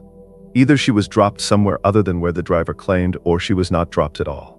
Either she got out of that car somewhere on a rural St. Clair County road on a January night and something happened to her in the gap before she reached her destination, or she never left that car under her own power. There is no version of events in which both accounts are true. The St. Clair County Sheriff's Criminal Investigation Division described the case as complex from the outset and declined to release further details during the active missing persons phase. That word complex is doing significant work in a case with this structure. Complex in the context of a missing woman and a driver whose account directly contradicts the known facts of her destination is the language investigators use when they have a working theory they are not yet prepared to state publicly. The months that followed Kyla's disappearance were quiet in the specific way that cases with ongoing active investigations are quiet. Not the absence of work, but the deliberate management of public information. The St. Clair County Sheriff's Office Criminal Investigation Division continued to investigate. Regional outlets, including the Trussville Tribune, covered her disappearance and kept it in public view. The Disappeared blog documented her case and maintained updates for the community of people following it. The family waited.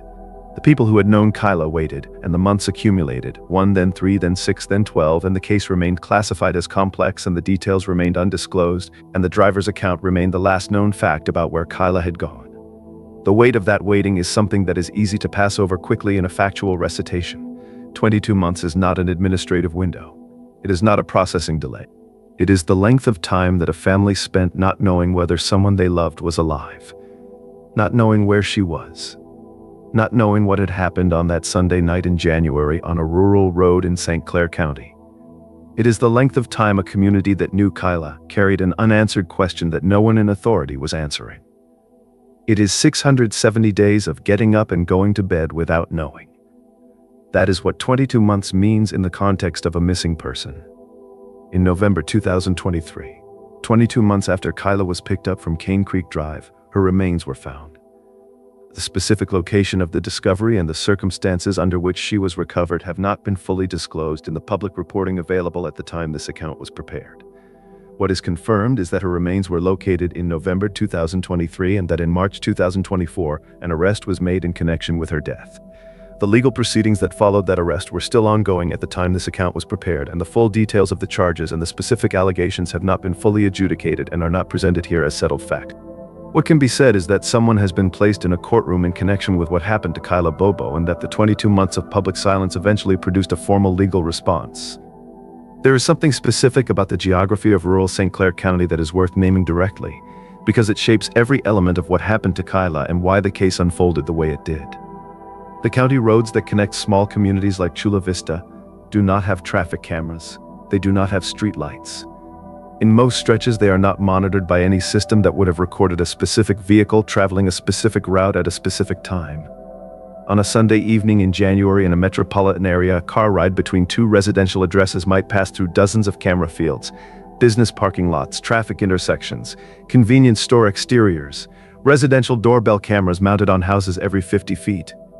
In rural St. Clair County, in January 2022, a car could travel miles between two known points and leave no visual record at all. That absence of infrastructure is not unique to this case. It appeared in Shannon Palmer's case, in Heavenly Ross's case, in Robert Chilvers's case. Rural Alabama has a geography that swallows certain kinds of evidence, and the cases that fall into that geography tend to stay cold longer and resolve harder than cases in places where every movement is recorded. Kyla's case ultimately moved to an arrest, but the 22 months it took to get there are in significant part a consequence of that landscape and what it conceals. Think about the geometry of what happened on January 30th, 2022. Kyla was at a house on Cane Creek Drive. She was going to another house nearby. The distance between those 2 points was short, the kind of drive that takes minutes on rural county roads. Someone drove her. She did not arrive.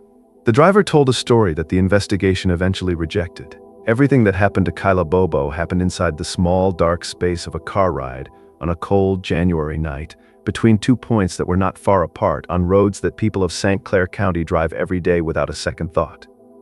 She got into a car. She did not get out where she was supposed to. It was supposed to be a short ride home on a January night. The car stopped somewhere. She did not.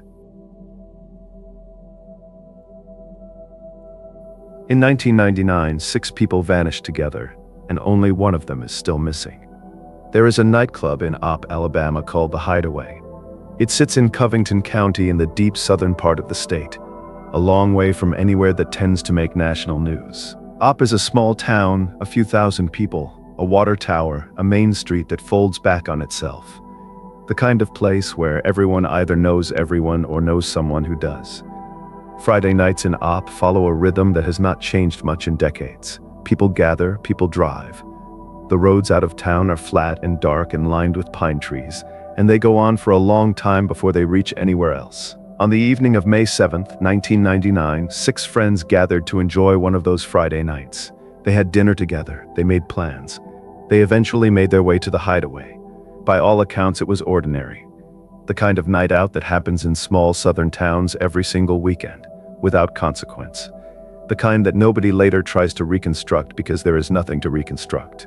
Everyone goes home, the night ends, this one did not end. The 6 friends were all in their mid to late 20s, most of them from Enterprise, Alabama, a city roughly 25 miles northeast of Opp along US Highway 80. Enterprise is slightly larger than Opp, a military town home to Fort Rucker with the kind of community infrastructure that comes from having an army base nearby.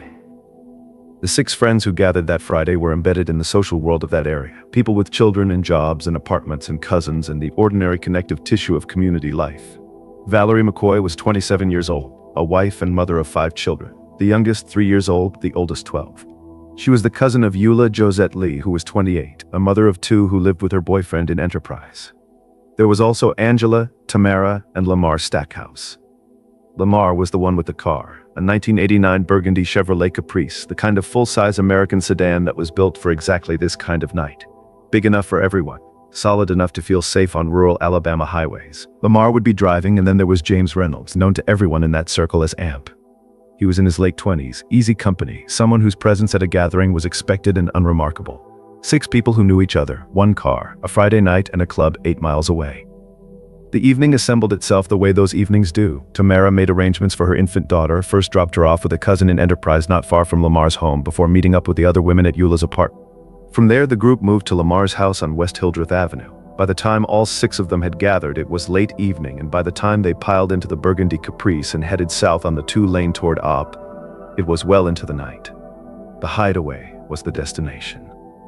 They arrived, they went inside, and they spent the next several hours the way people spend Friday nights in small towns. Music, drinks, conversation, the specific comfort of being somewhere familiar with people you know. They were seen inside the Hideaway that night. People who were there remembered them. That matters because it establishes something firm before the firmness runs out entirely. Here is the last confirmed moment in this story in which all 6 of them are known to be alive.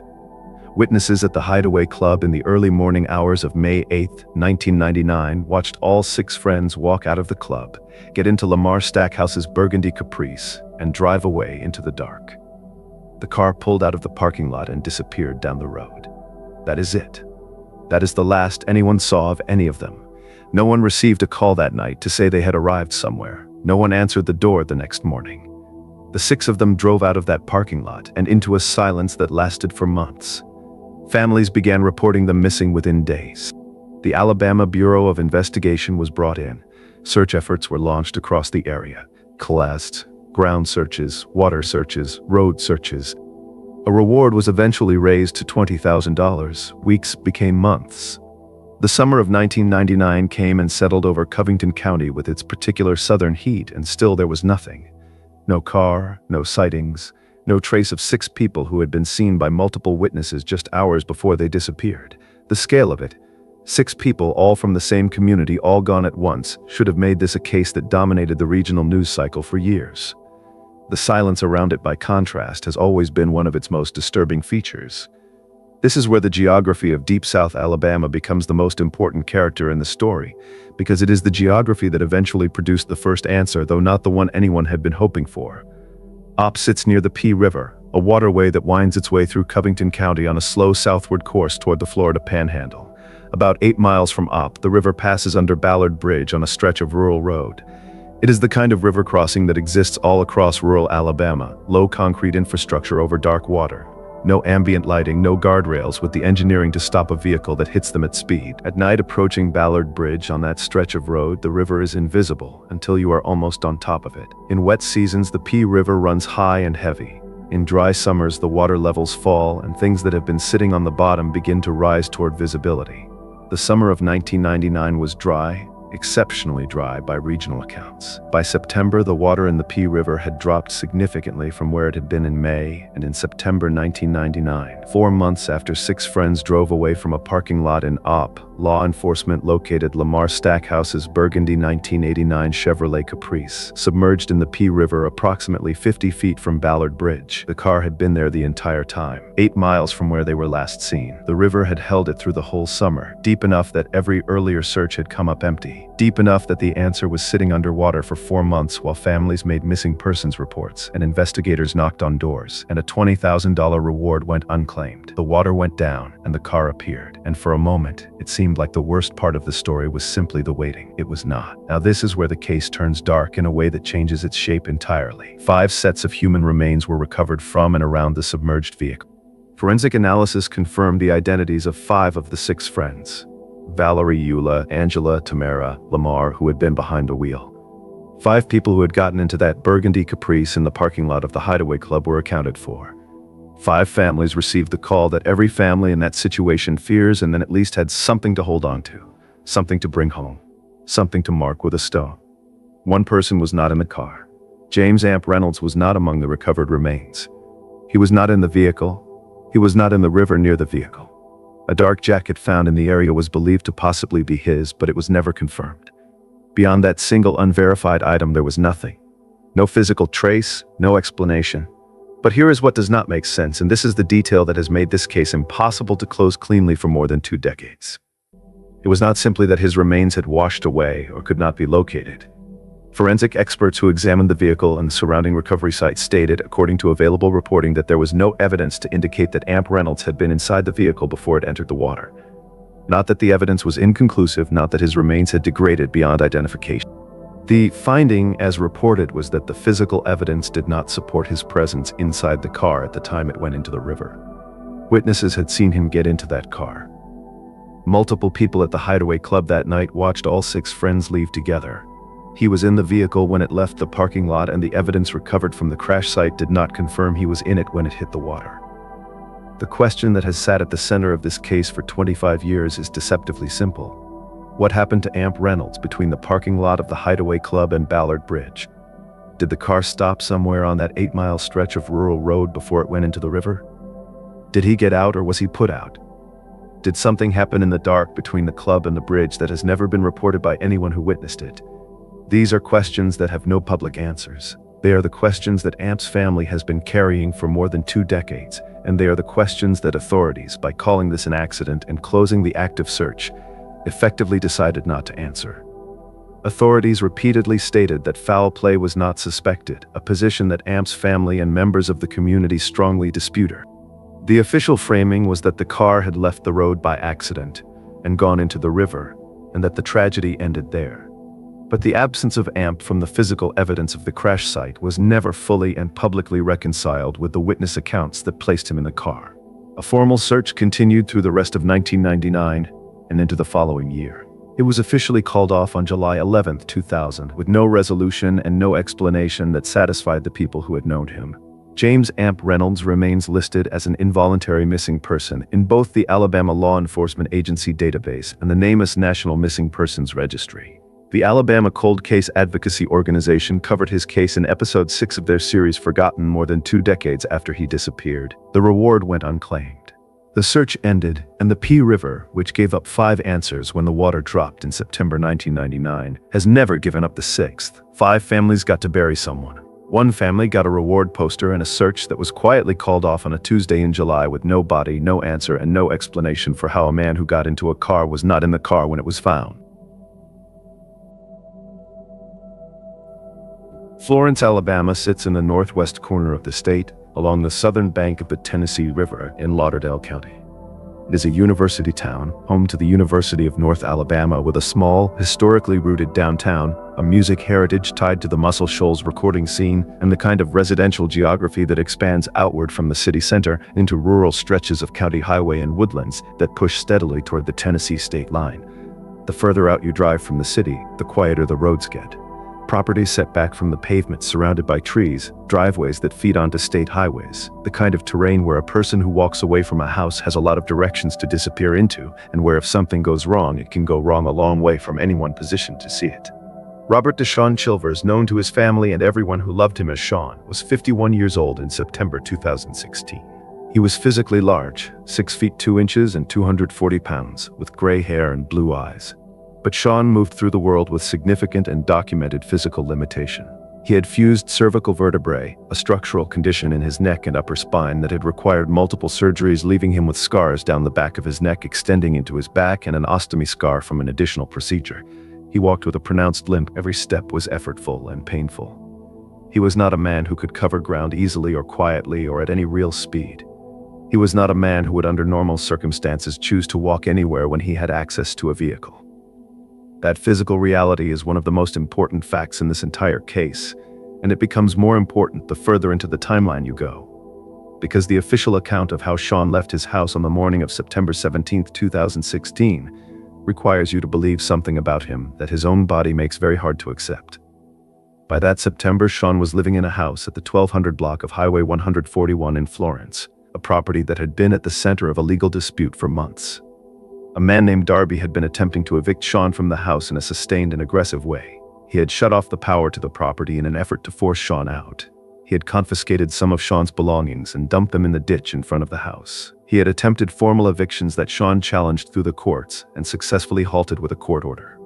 At the time of Sean's disappearance, a legal hearing was scheduled, a proceeding that would formally determine who had the right to the property. The hearing was coming. The court order was in place. Sean had fought to stay, and he had been winning.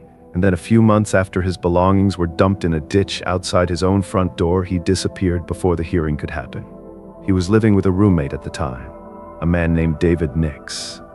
According to Nix, on the morning of September 17, 2016, Sean left the residence sometime between 9 in the morning and noon. Nix told investigators that Sean had been emotional when he left, that he was crying, that he hugged Nix before walking out, and that he said, "I love you, I do not know when I will see you again." Nix said Sean then walked out the door, down the driveway and onto the road. He said he did not know where Sean was going. He said Sean left without his truck keys, without his phone, without his wallet, and without his medication, the daily medication he needed to manage documented health conditions. Sean's family heard that account and did not believe it. Not because they doubted Sean had been under stress. He had been managing a property dispute, documented substance abuse and mental health challenges for months, and the emotional farewell was plausible in that context. What they disputed was the physical mechanics of the story. A man with fused vertebrae and a pronounced limp. A man in chronic and significant pain, a man for whom every step required effort. That man did not leave his locked truck sitting in the driveway and walk away down a rural highway on a September morning. If Sean needed to go somewhere, he drove. The truck was not just convenient for Sean. For someone with his physical limitations, the truck was how he was able to move through the world at all. Finding it locked at home while Sean allegedly walked away on foot was to his family not a detail that needed further explanation. It was itself the explanation. Something was wrong with the story. Here is the critical detail that the physical evidence adds.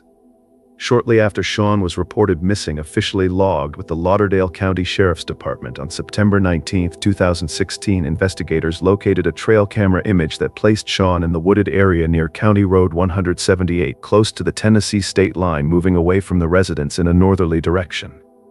That image was taken not long after the window in which Nix said Sean had walked away. It is the last confirmed visual record of Sean Chilvers that exists anywhere. A man with fused vertebrae and a painful limp captured on a hunter's game camera moving alone into dense Alabama woodland near the Tennessee state line without his phone, without his medication, without his wallet, moving north. Searches were conducted the following morning in the area where the camera image had placed him.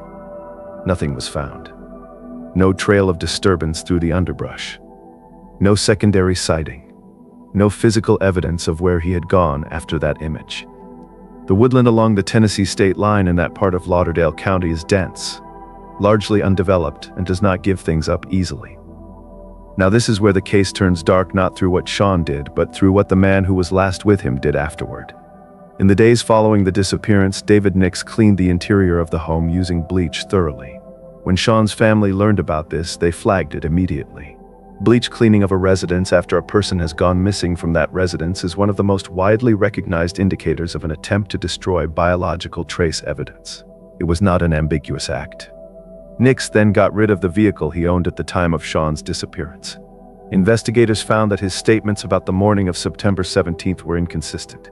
His account of the timeline shifted.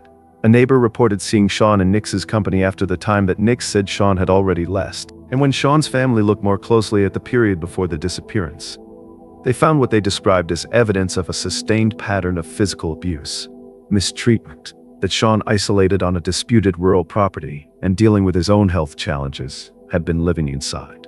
There is a dimension of this case that the family has pushed investigators on from the beginning, and it concerns the property dispute in a more specific way than it is usually covered. The legal hearing that was scheduled was not an abstract proceeding.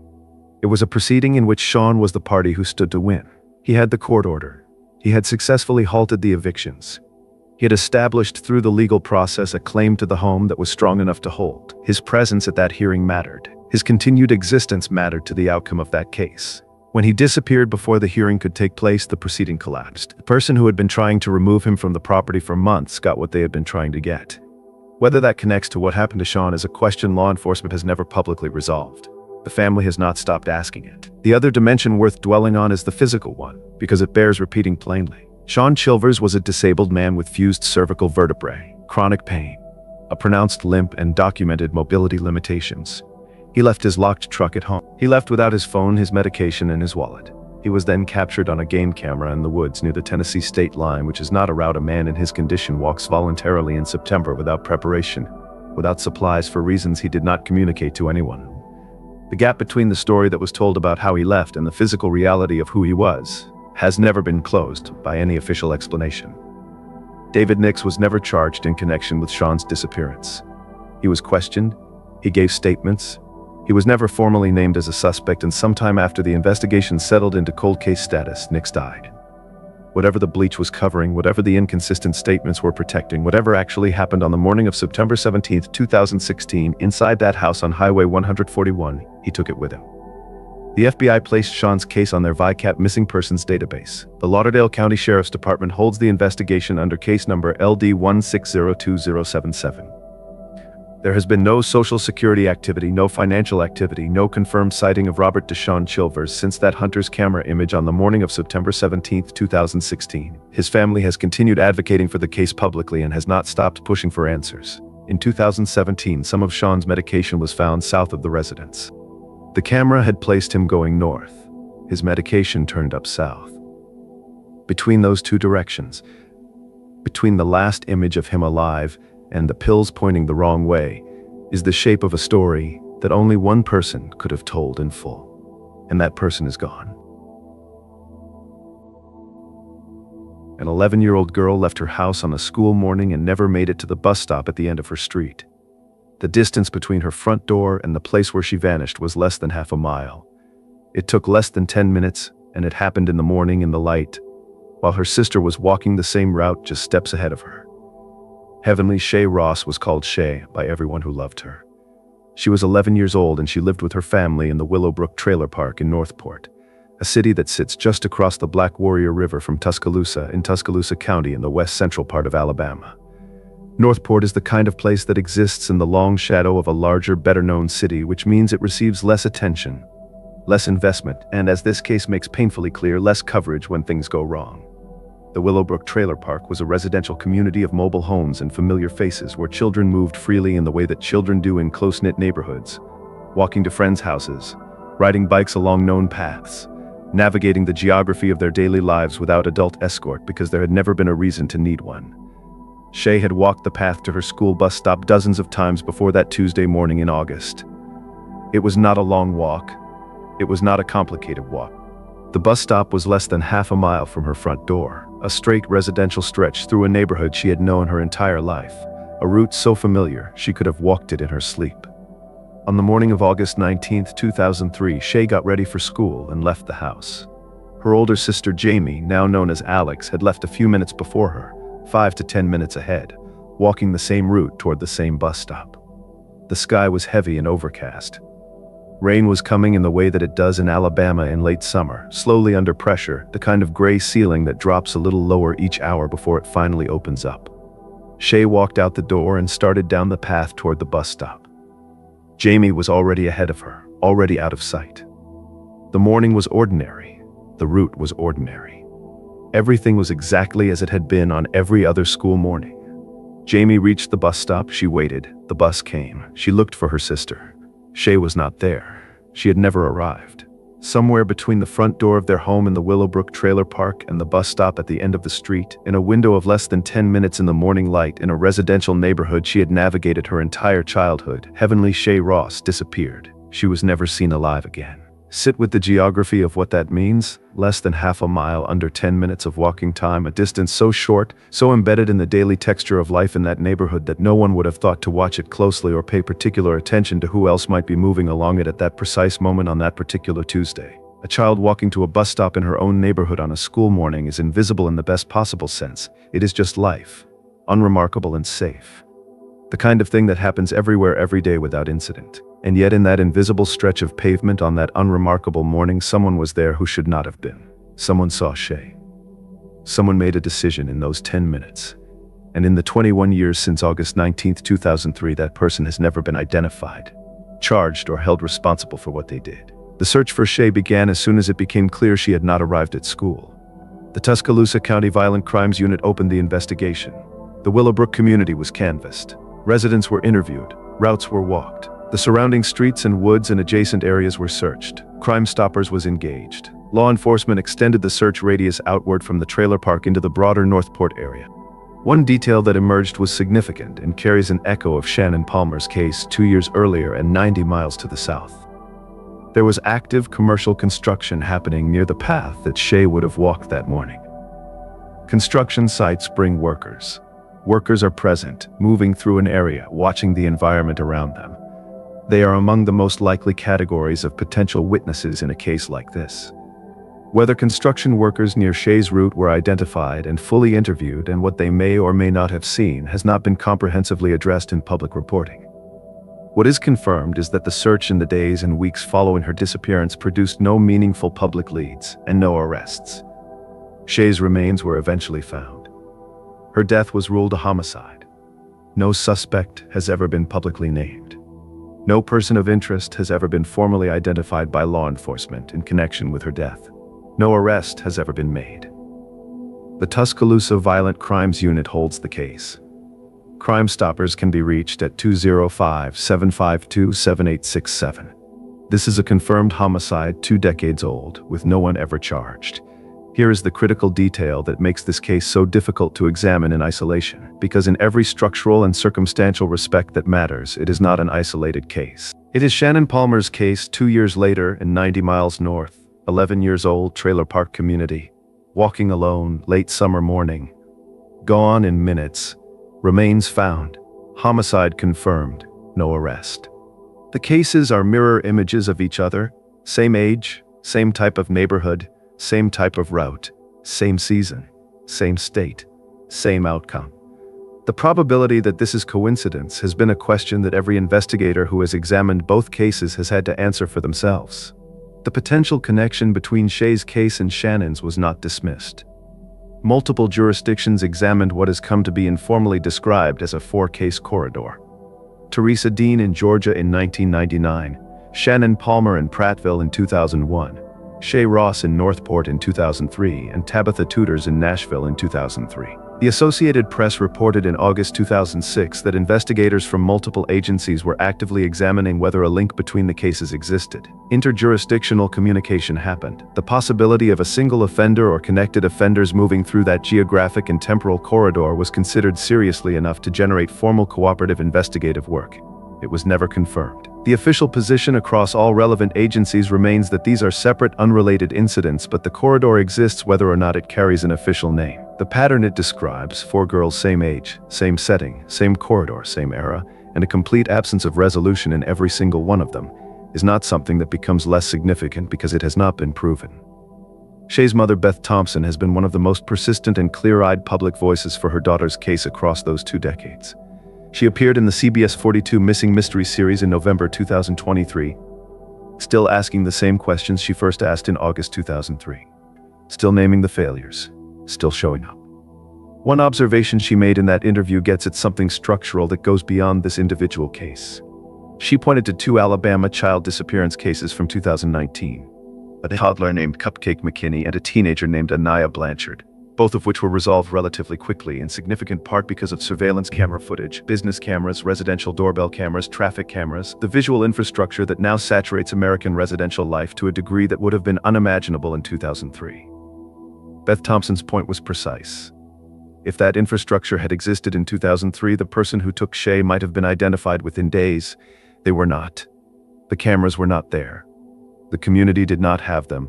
And the window in which that visual evidence might have changed everything closed more than 20 years ago and will not That is a statement about the cost of uneven infrastructure, about which neighborhoods get the tools that create accountability and which do not.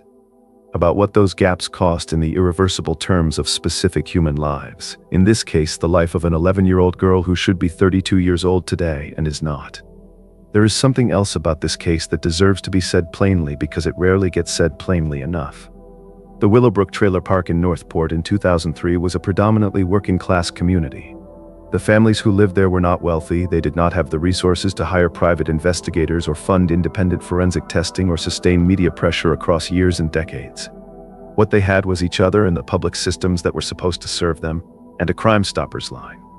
When those public systems did not produce results, when the investigation went cold, when the case faded from regular coverage, when the years began to accumulate without resolution, the weight of that failure fell entirely on the family, on Beth Thompson, on Shay's siblings, on a community that had already been failed once by the absence of the infrastructure that might have caught the person responsible, and was being failed again by the absence of sustained institutional attention.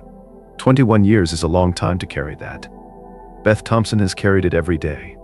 The person who took Shay from that route on August 19, 2003, is still unidentified. They may still be in Alabama. They may still be in that corridor. The forensic evidence that would name them has been preserved. The technology that could work with that evidence is better now than it has ever been. And the case is still open. A child walked out of her front door on a gray August morning and headed toward a bus stop a few hundred yards away. Her sister was ahead of her on the same path. It was light. It was morning. It was a neighborhood she had known her whole life, and in the few minutes between leaving that door and reaching that stop, someone was waiting on that route. On September 25, 1981, a disturbing tragedy struck the Great Smoky Mountains National Park. The afternoon sun filtered through the trees as 58-year-old Polly Melton hiked along the Deep Creek Trail with two close friends. Polly was moving a bit slower than usual that day, prompting some playful teasing from her companions. Polly was not about to take the gentle ribbing lightly and decided to prove to her friends that she still had some athleticism left. She jogged ahead of them on the easy familiar trail, rounding a bend and disappearing over a small hill. It was all in good fun, or so it seemed at the time. But when Polly's friends crested that same rise just moments later, she was gone. Over a hill and out of sight, Polly Melton had vanished without a trace. Polly's friends thought she must have jogged on back to camp and did not initially think much of this. After all, they had teased her about how slow she was that day, so perhaps she wanted to get back in record time. It was around 4:30 in the afternoon when they reached the Deep Creek campground where Polly and her husband were staying. They expected to find Polly relaxing at their campsite after the hike. Instead, they found only Polly's husband, Bob Melton, waiting inside their Airstream trailer, and he had not seen Polly at all. Mike Kuhn Lochel, the Muddy Health, as a respond with group wage from Manchester, they had a meditative povlog. Completely unique. His minute in them as for angel, Harvey, Mouse. But between you got it, remember, to capture Jarvis. He comes here, second rain. The second fract animated stretches by me for that message to be. I don't that do. We got it. Or Martin. The thing leave no twat. Me orbital a federal still different any day. Hadn't the over day home. Keen up for it by your days, a different at day cargo. But despite the name of already park top on like be fitting them for this age. Brobe to me to future agguas. And these are will look it. It's the turn the old trash up for flip. I've gone right with it. You need to Frank Dick steak. Frank reaching the grammar. See curve. Of how you will skate this through matter back. And Fred that is also not. A web that's smitty via mother horror. To pull the big Frank Harley you know was a journey. To dinner cadella. One of the bloodhounds caught Polly's scent on the trail near the spot where she disappeared, beside a downed tree where it seemed she may have paused to rest. But beyond that point, the scent trail evaporated. The canine handlers described the dog circling and whining, confused as if Polly had simply vanished into thin air. By October 2nd, 1981, after a week of fruitless effort, the official search was scaled back. Though the active search ended, the investigation was just beginning. Family, friends, and authorities were left with the haunting question: what happened to Polly Melton? In trying to solve the mystery, the authorities had to understand who Polly was. Polly Melton was by all accounts a friendly, outdoorsy woman enjoying the dawn of her golden years. Born in 1923, Polly had seen a lot of life.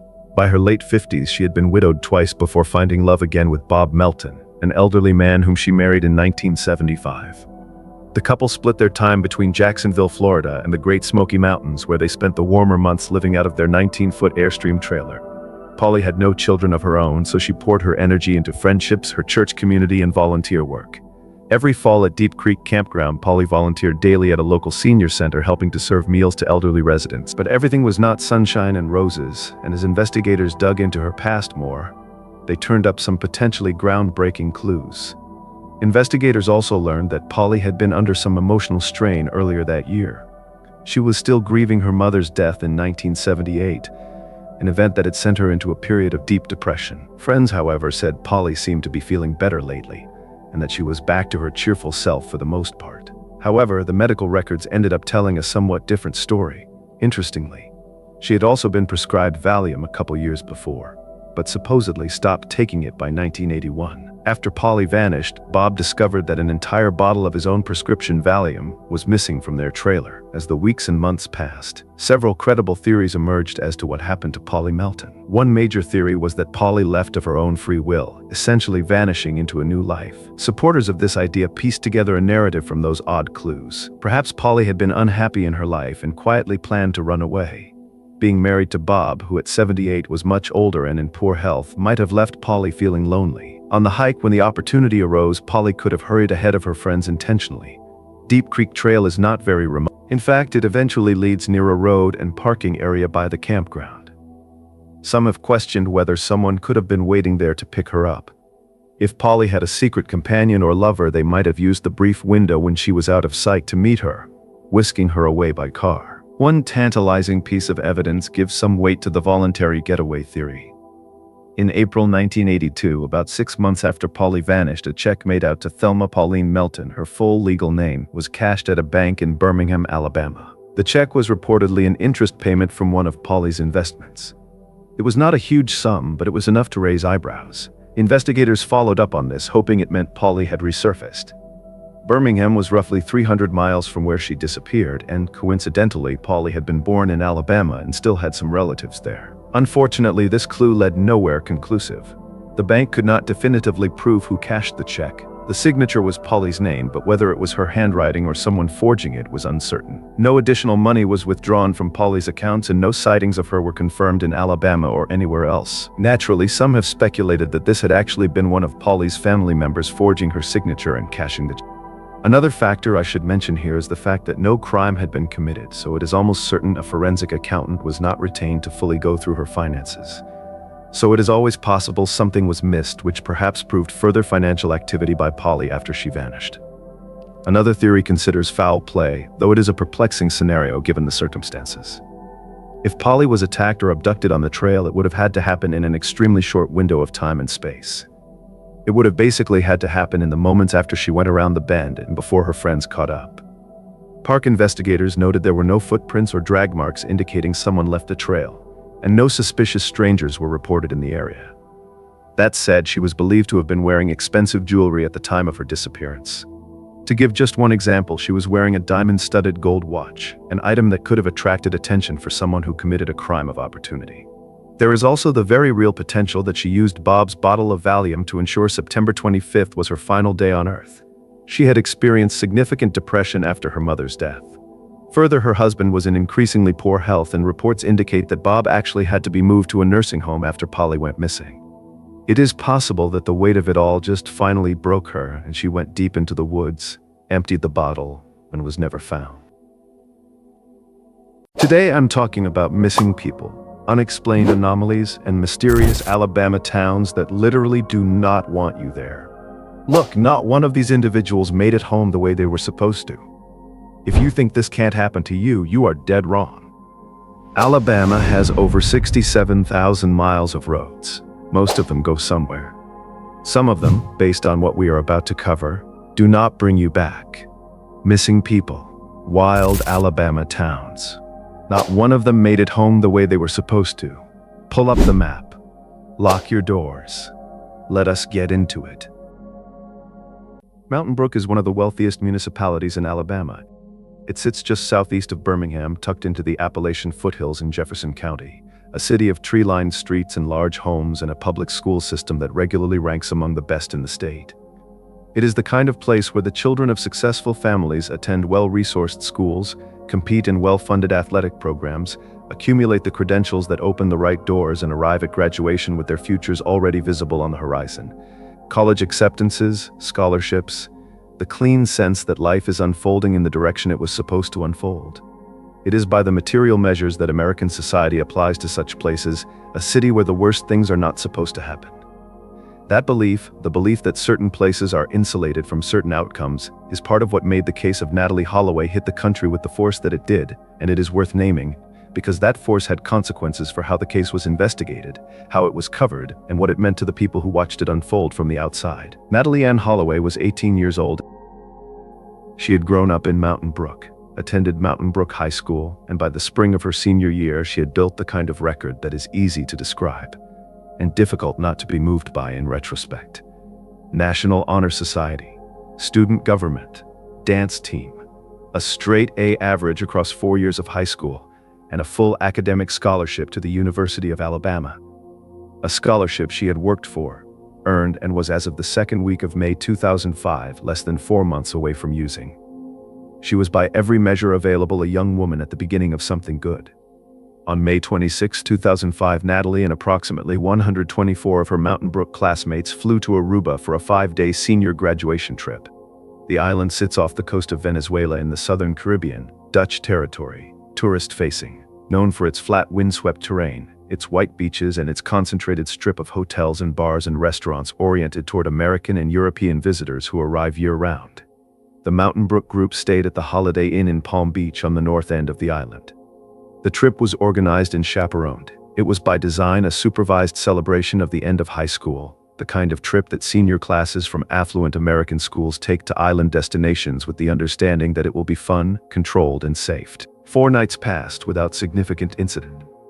The group moved through the trip the way these trips move.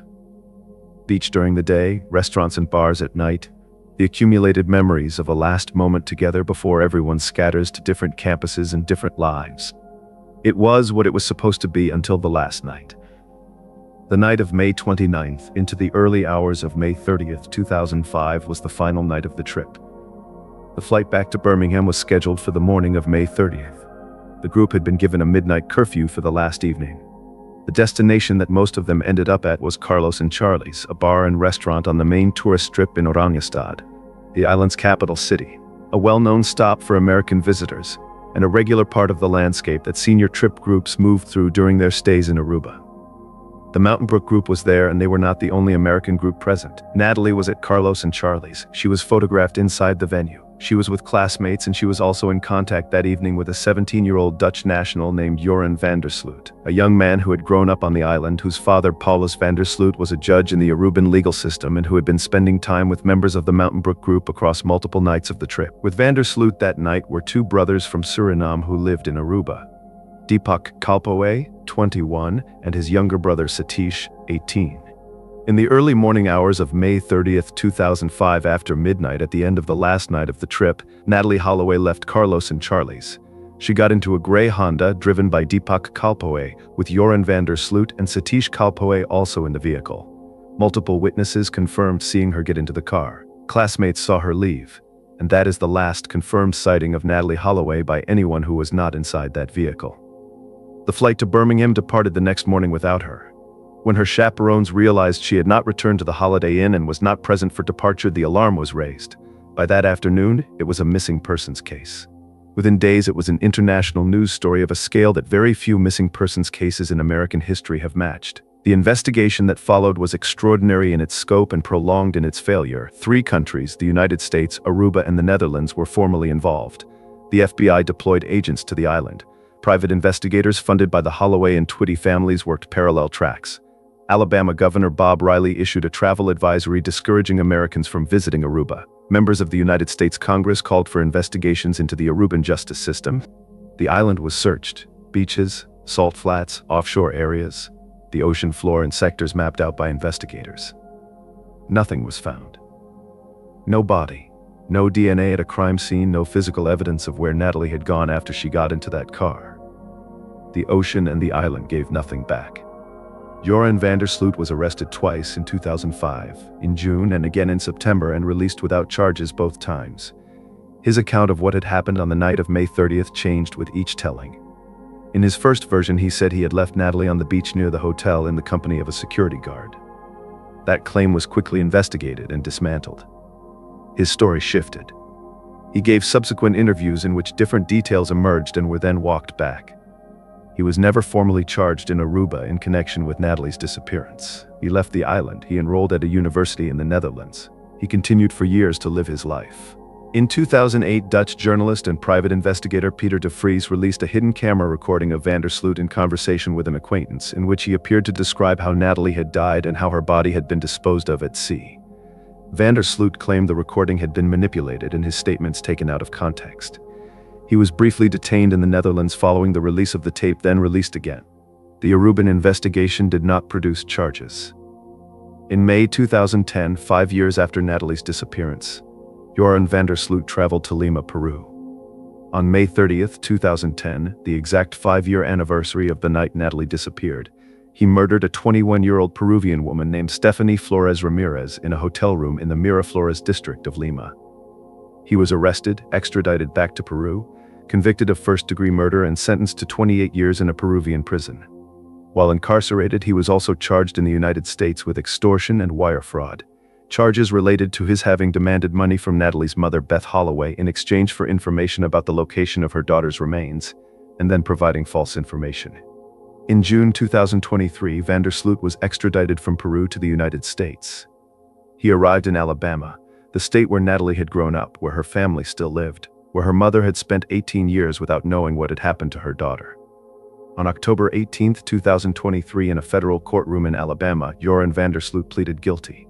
As part of the proceedings, he admitted that he had killed Natalie Holloway in Aruba in the early hours of May 30, 2005. He stated that she had struck her head on a concrete structure near the beach following a violent confrontation after she refused his advances, and that he had subsequently arranged for her body to be disposed of in the ocean. Her body has never been recovered. The location of her remains is officially unknown.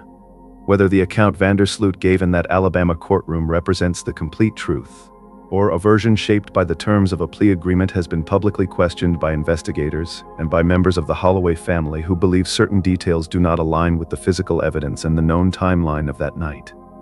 There is one more thing about the Holloway case that belongs in any honest accounting of it. Natalie's disappearance received the kind of media saturation that generated real investigative pressure. Cable news ran the case around the clock for months. Her family had the resources to hire private investigators to travel internationally to sustain pressure on a foreign government for years, and it still took 18 years to get a formal admission, and her body was never found. The families of the other 9 people on this list did not have those resources. They had Crime Stoppers tip lines and county sheriff's offices, and the particular endurance that grief demands when institutions do not show up the way they are supposed to. Natalie was 18 years old. She left Mountain Brook on May 26, 2000. She got into a car in the early hours of May 30th, and she never came back. She was declared legally dead by an Alabama judge in 2012. 18 years later, the man who killed her stood in a courtroom in the state she had grown up in and said what he had done. Her mother sat in that courtroom and listened. The answer came. Her daughter's body did not. Natalie Holloway's case became one of the most famous missing persons cases in American history. Christmas in a small Alabama town has a specific texture. The roads go quiet in the afternoon. The dollar stores close early. The churches fill up for evening services and then empty back out into neighborhoods where the lights are on and the curtains are drawn. And families are inside, doing what families do on Christmas: eating, watching television, sitting around tables with people they love or people they tolerate, or some complicated mixture of both. It is the one day of the year when the expectation of presence is absolute. You are supposed to be somewhere on Christmas. You are supposed to be accounted for. Your absence is felt immediately by everyone in the specific context of a day when no one is supposed to be alone, and no one is supposed to be unreachable. A person who goes missing on Christmas Day is not someone who slipped through a gap in the calendar. They are someone whose absence lands like a door closing in an empty house. Immediate, wrong, and impossible to explain away. Julie Danielle Ray, known to everyone who knew her as Danny, was 37 years old in December 2015. She lived in Calera, a small city in Shelby County, Alabama, positioned along Interstate 65 about 25 miles south of Birmingham. Calera is a place that has grown steadily with the suburban expansion of the Birmingham metro area. Newer subdivisions, chain restaurants along the highway corridor, the kind of incremental growth that happens when a city's orbit widens and pulls smaller towns into its edge. It is not remote. It is not isolated. It sits on a major interstate, connected to a major city inside a county with functioning municipal infrastructure and active law enforcement. It is, in other words, exactly the kind of place where a 37-year-old woman should not be able to vanish without a trace on Christmas Day and stay vanished for 10 years without anyone in a position of authority treating it as the emergency it was. Danny was a mother. She had 2 teenage sons, 14 and 15 years old at the time of her disappearance. She worked as a restaurant server and was, by every account from the people who knew her, someone who stayed connected to her family as a matter of character. Her stepfather, Richard Bradshaw, would later say that it was simply not like her, regardless of her circumstances, regardless of whatever might have been difficult in her life at any given time, to go silent without telling someone in her family where she was or when she would be back. She checked in, she made contact. The silence when it came was immediately recognizable as wrong. The last confirmed physical sighting of Danny Ray was on Christmas Eve, December 24, 2015, at a residence on 10th Street in Calera. One of her sons was present at that location and saw her. Her father, Richard Bradshaw, spoke to her by phone on Christmas Eve. That conversation was the last confirmed contact anyone in her family had with her. The phone went quiet after that call. Christmas Day arrived. Danny did not appear. She did not call. She did not check in with her sons or her father or anyone else in her family, and when the calling started, the reaching out, the asking around, the attempt to trace the last 24 hours, the trail ended fast. Here is the critical detail, and it is the one that defines the entire shape of this case and what it means. There has been no confirmed financial activity connected to Julie Danielle Ray since December 25, 2015. No bank withdrawals, no credit card use, no phone activity, no social media presence, no sightings that have been publicly verified by investigators. For 10 years from Christmas 2015 through the present, Danny Ray has not surfaced in any of the systems that modern life inevitably leaves marks in. That is not the signature of a woman who walked away voluntarily and started over somewhere new. People who leave voluntarily use money. They make calls. They surface in databases, at border crossings, in rental agreements, in emergency rooms, in the edges of someone else's life. A decade of complete and total absence across every system simultaneously is not a lifestyle. It is what happens when someone is no longer alive to leave a trace. The investigation that followed her disappearance was, by the admission of the agency responsible for it, inadequate. In December 2025, nearly 10 years to the day after Danny disappeared, Calera Police Chief David Hike held a press conference and said publicly what the family had believed for the entire decade. This case had not been given its due. Those were his exact words. Not that the evidence was insufficient, not that the leads had all been followed and exhausted, that the case had not received the investigative attention it deserved. That statement, delivered by the chief of the department that held the case for 10 years without resolution, is itself a form of answer to 10 years of questions. It does not bring Danny back. It does not name a suspect, but it confirms what the family already knew. That part of what happened to this case was not mysterious. It was a failure of institutional priority, and the institution has since said so in public, at a podium with the family present. The renewed investigation that launched in late 2025 brought substantial new resources to bear. The FBI's Birmingham field office joined Calera Police Department as a formal partner. Out-of-state interviews were conducted by FBI agents on behalf of the local department. Criminal profilers were deployed to assist with case analysis. Detective Jacob Reach, whose arrival at the Calera Detective Bureau had already helped move other dormant cases forward, brought fresh attention to the file.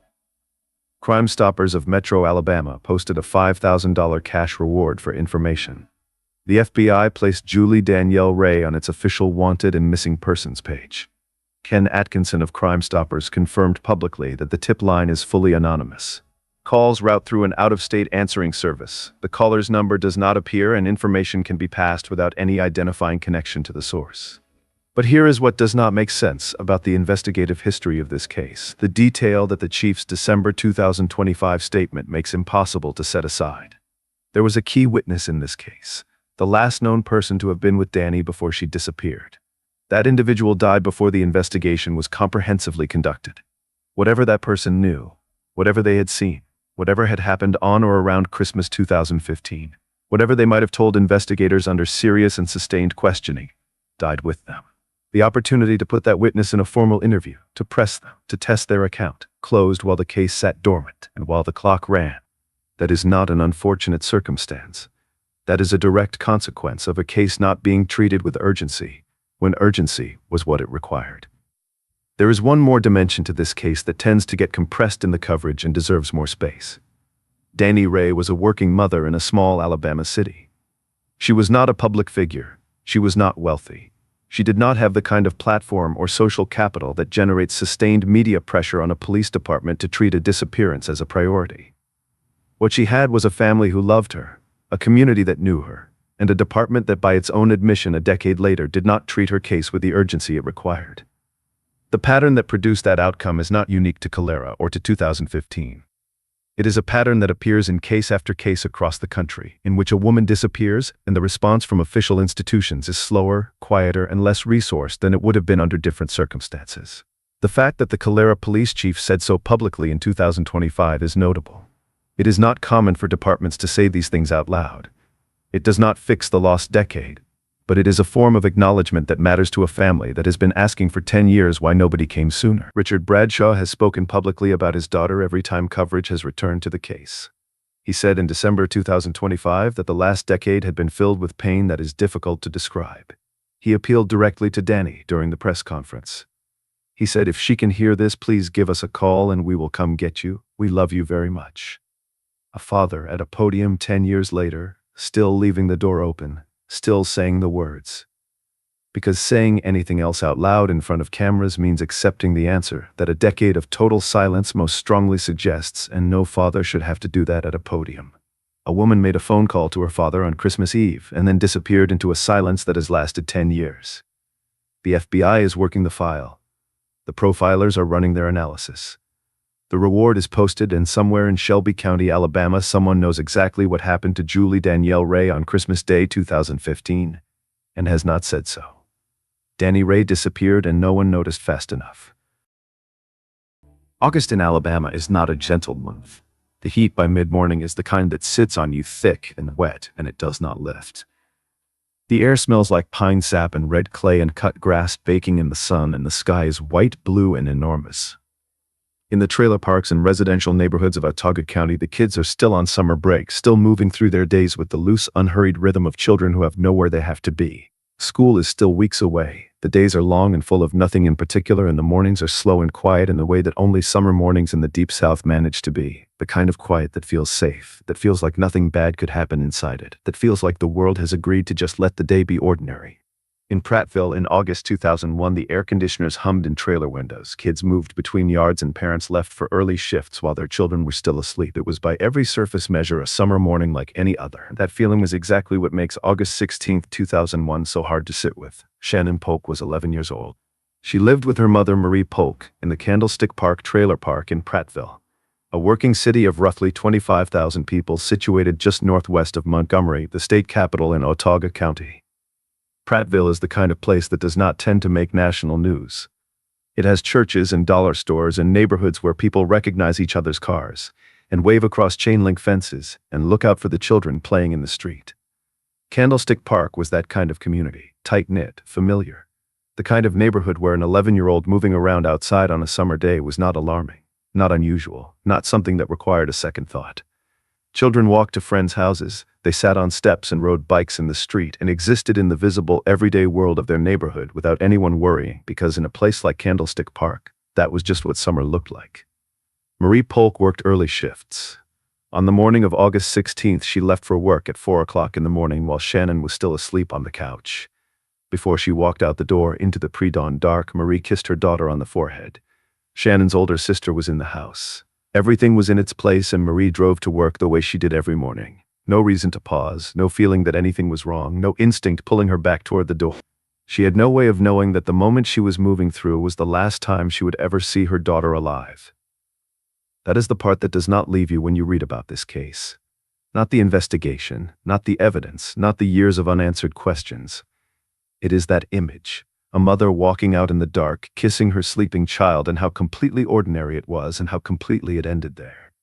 Marie clocked out at approximately 2:30 that afternoon.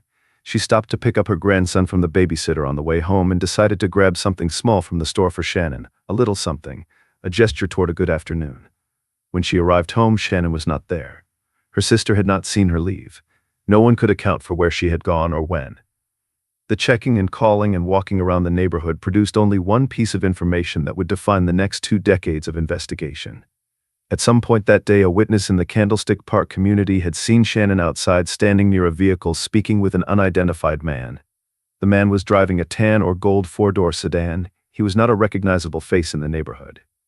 The witness noted him because he did not belong there, an unfamiliar car on a street where unfamiliar cars were not. Shannon was near the passenger side of the vehicle, and she and the man were talking. The witness observed them. The conversation appeared to still be happening, and then the witness moved on. The way you do when nothing about what you are seeing registers as wrong, because a child talking near a car in broad daylight in her own neighborhood is not on its surface alarming. You do not stop. You do not intervene. You keep walking, and later when you are asked what you saw, you understand what that moment meant in a way you could not have understood it while it was happening. That is the last confirmed sighting of Shannon Polk alive. A child, a car, an unknown man, a summer afternoon in a neighborhood where she was supposed to be safe, and that is the last confirmed time anyone saw her. The response was immediate and large. The case generated regional media attention quickly. An 11-year-old missing from a residential community. A witness account placing her near an unidentified vehicle and an unknown man.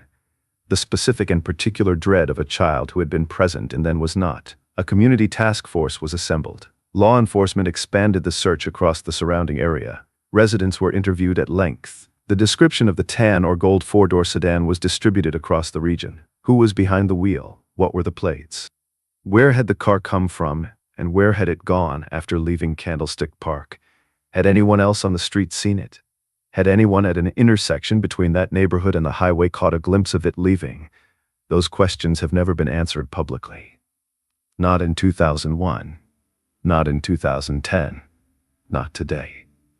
23 years after Shannon Polk was taken from her front yard in broad daylight by someone no one has ever been able to name, approximately 1 month after she disappeared, Shannon's remains were discovered in a wooded area near Prattville. Her death was ruled a homicide. DNA evidence was collected from the scene, physical biological evidence that contains the genetic identity of the person who killed her. That DNA has been tested and run against available databases. It has never matched anyone. No arrest has ever been made. No person of interest has ever been formally and publicly named by law enforcement. The man in the tan or gold sedan has never been identified. He has never been charged. He has never been found. For more than 2 decades, the name of the person who took Shannon Polk from her front yard has remained unknown, filed in a case number in a county office attached to a sample of DNA that has never found its match. Here is the critical detail about where this investigation stands today. Prattville Police Department Sergeant Tom Allen, who has worked Shannon's case for years, confirmed as recently as 2023 that tips still come in on a regular basis. 2 or 3 a week. Many of them driven by true crime media coverage, including the CBS 42 Missing Mysteries series that revisited the case in late 2023. He noted that a specific tip had come in from North Alabama that investigators were actively pursuing at that time. The advances in forensic DNA genealogy, the investigative method that traces a suspect backward through their biological family tree using material preserved from a crime scene, have not yet produced a result in Shannon's case, but the technology that now exists is genuinely different from anything available in 2001. For a case where the biological evidence has been carefully maintained, that gap in capability represents a real and active avenue that investigators have not closed the door on. Now, this is where the case turns dark in a broader and more unsettling way, because Shannon Polk did not disappear in isolation, and the geography of what surrounds her case is something that every investigator who has looked at it closely has had to grapple with. 2 years before Shannon disappeared in 1999, an 11-year-old girl named Teresa Dean vanished in Georgia under similar circumstance. 2 years after Shannon disappeared in August 2003, an 11-year-old girl named Heaven Leticia Ross vanished from a trailer park in Northport, Alabama, less than 90 miles to the north. That same year, Tabitha Tudors disappeared from Nashville, Tennessee. All 4 girls were approximately the same age. All 4 disappeared from residential neighborhoods or trailer park communities, walking alone in 3 of the 4 cases, including Shannon's. There was active commercial construction happening on or near the route the child had been walking. All 4 cases fall within a geographic corridor running through the Deep South and Lower Appalachian region, and all 4 remain officially unsolved, with no one ever charged in connection with any of them. Investigators across multiple jurisdictions examined whether a connection could be established between these disappearances. The possibility of a single offender or a connected network moving through that corridor received serious attention. It was never confirmed. The official position is that these cases are separate and unrelated, but laid flat on a map with the dates and the ages and the settings side by side. The pattern these 4 cases form does not disappear when you stop looking at it. Investigators who have spoken about the potential link have not closed the door on it. They have simply not been able to open it far enough to walk through. There is one more thing worth sitting with before we move on, and it concerns the community itself. Candlestick Park was not a place where strangers passed through unnoticed. It was a residential enclosure, a defined bounded space with a limited number of entry points where the population was stable and familiar to itself. When a tan or gold 4-door sedan pulled in that afternoon, at least one person noticed it, and noticed Shannon near it. That means the car was visible. That means there may have been others who saw it and did not come forward for whatever reason: fear, uncertainty, the sense that what they had seen was too small to matter. If anyone who was in or near Candlestick Park on August 16, 2001 still carries the image of that car, Prattville police and Crime Stoppers are still accepting information. Shannon's mother kissed her forehead at 4 in the morning, drove to work, came home with something small from the store, and walked into a house where her daughter was not. The answer to what happened in the hours between those 2 moments has not been given to her family. In 23 years, Marie Polk has spoken publicly about Shannon every time the coverage returns. She is still hoping. She is still asking who, what, when, where, why, and the answer is still the same. That is the detail that stays with you. Empire, Alabama is not a place that most people outside of Walker County have heard of. It sits in the western part of the state in coal country, a landscape of worked-over hills and scrubby second-growth forest, and the kind of economic exhaustion that settles into a community when the industry that built it has spent generations contracting.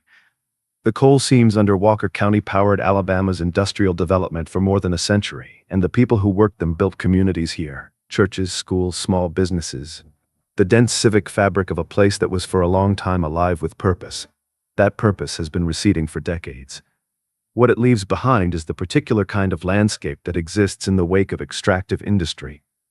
Quiet roads, shuttered storefronts, buildings that have outlived their function and now sit empty on the edge of fields waiting for nobody. Walker County has one of the highest poverty rates in Alabama. It has had over the years one of the higher rates of unsolved crimes in the state. Those two facts are not unconnected. Understaffed law enforcement agencies, underfunded investigative infrastructure, communities where official institutions have not always shown up in the ways they are supposed to. These are the conditions that cases fall into and stay in. The case of Eric Cates fell into those conditions in 2015 and has not come back out. What is known about the death of Eric Cates is limited in the way that cases from low-coverage, under-resourced areas are often limited. Not because nothing happened, but because what happened did not generate the documentation and sustained public record that would make a complete account possible. Here, the facts available from regional cold case records and Walker County sources are as follows. Eric Cates was a Walker County resident in 2015. His body was found inside his burned pickup truck on a back road behind an abandoned school building in the Empire area of Walker County. His dog named Gypsy was also in the truck. The fire that consumed the vehicle also consumed much of the physical evidence that might have explained how Eric and Gypsy came to be in that truck, behind that building, on that road. Those questions have not been publicly answered. Every element of that scene raises a question.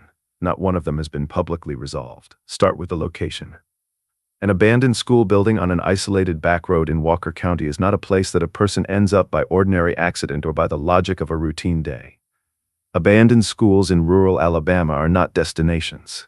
They are not en routes to anything.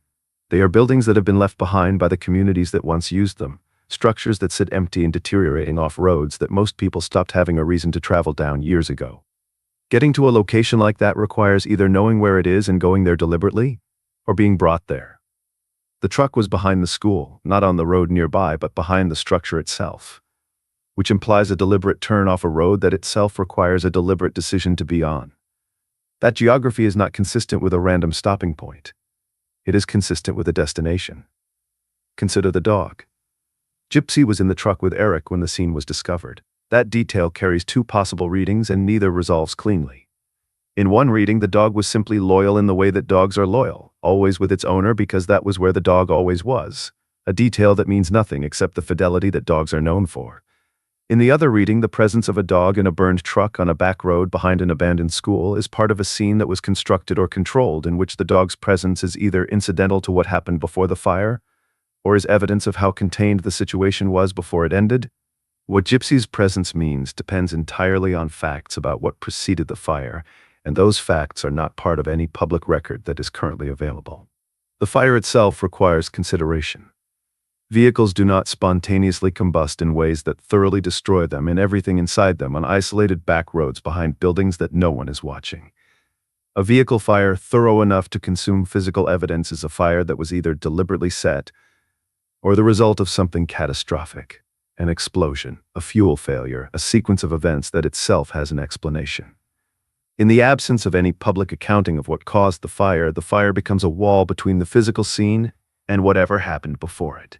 Someone knows what caused that fire, whether that person is alive, whether they remain in Walker County, whether they have ever spoken to anyone about what they know. None of that is part of the available public record. There is a question about timeline that the available public sourcing does not fully answer, and it is one that the writer preparing a full narrative account of this case would need to resolve before scripting this section. Was Eric Cates reported missing before his remains were found, or was the discovery of the truck the first indication that anything was wrong? The distinction matters for the shape of the story. If he was reported missing first, there is a window between his last confirmed sighting and the discovery of the truck that carries investigative meaning. If the discovery was the first indication of his death, the investigative starting point was the scene itself. Either way, the outcome, a a man found dead in a burned truck behind an abandoned school with no public resolution, is the same.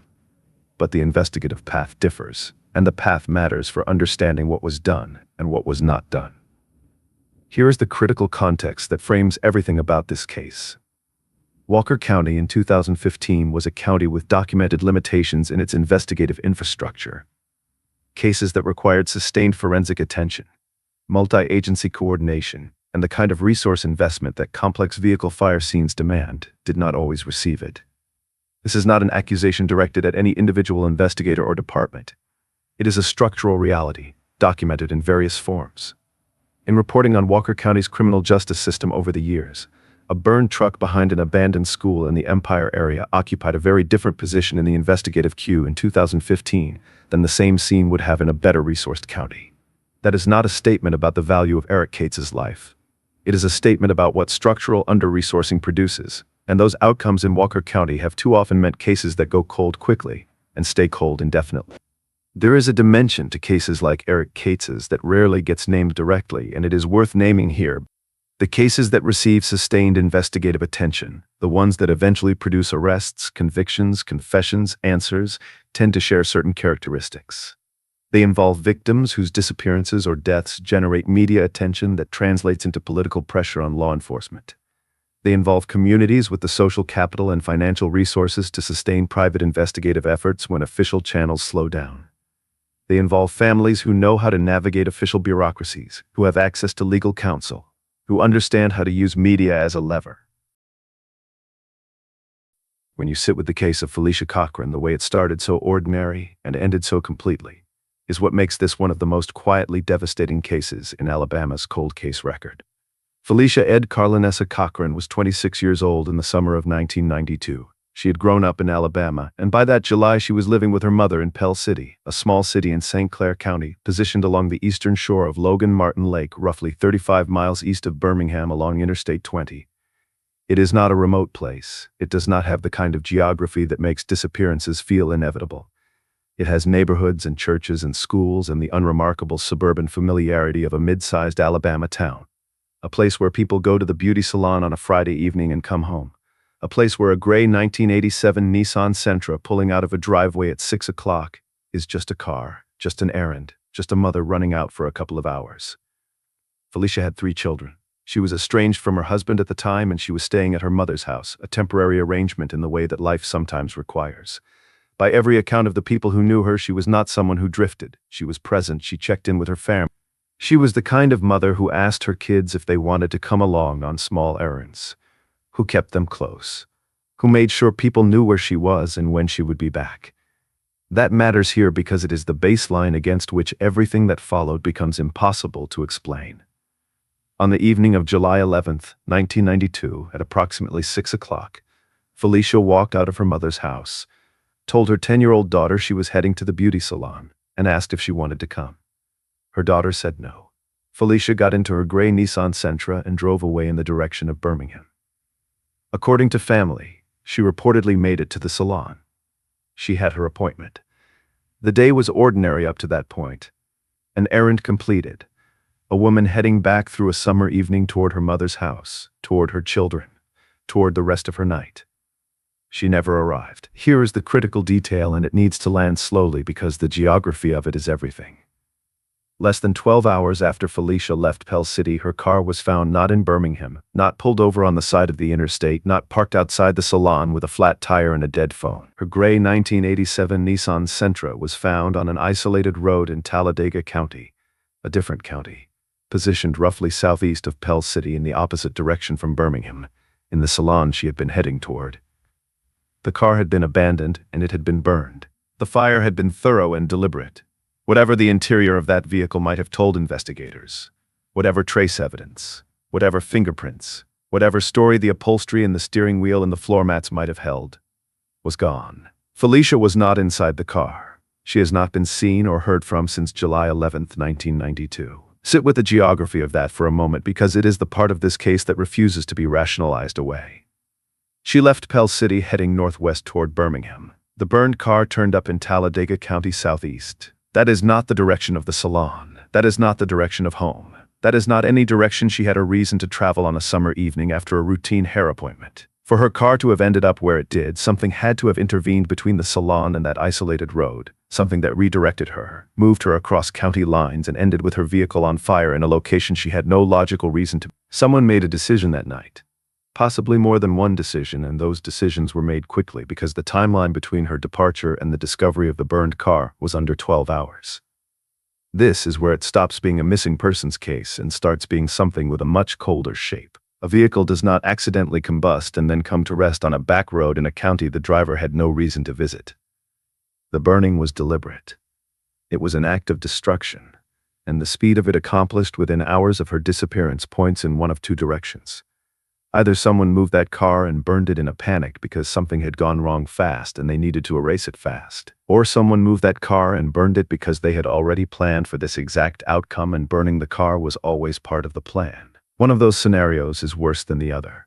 Neither of them ends well for Felicia. The investigation that followed was by most public accounts limited. The case received some early regional coverage and then went quiet in the way that certain disappearances do, not because there was nothing to find, but because the resources and attention were not sustained. There are well-documented and widely acknowledged patterns in how missing persons cases receive coverage and investigative priority in the United States. Felicia Cochran's case has been taken up in more recent years by advocates including the Black and Missing Foundation, the podcast The Vanished, and the publication Our Black Girls, all of whom have worked to bring her story back into public view. Her name and case number is MP2352.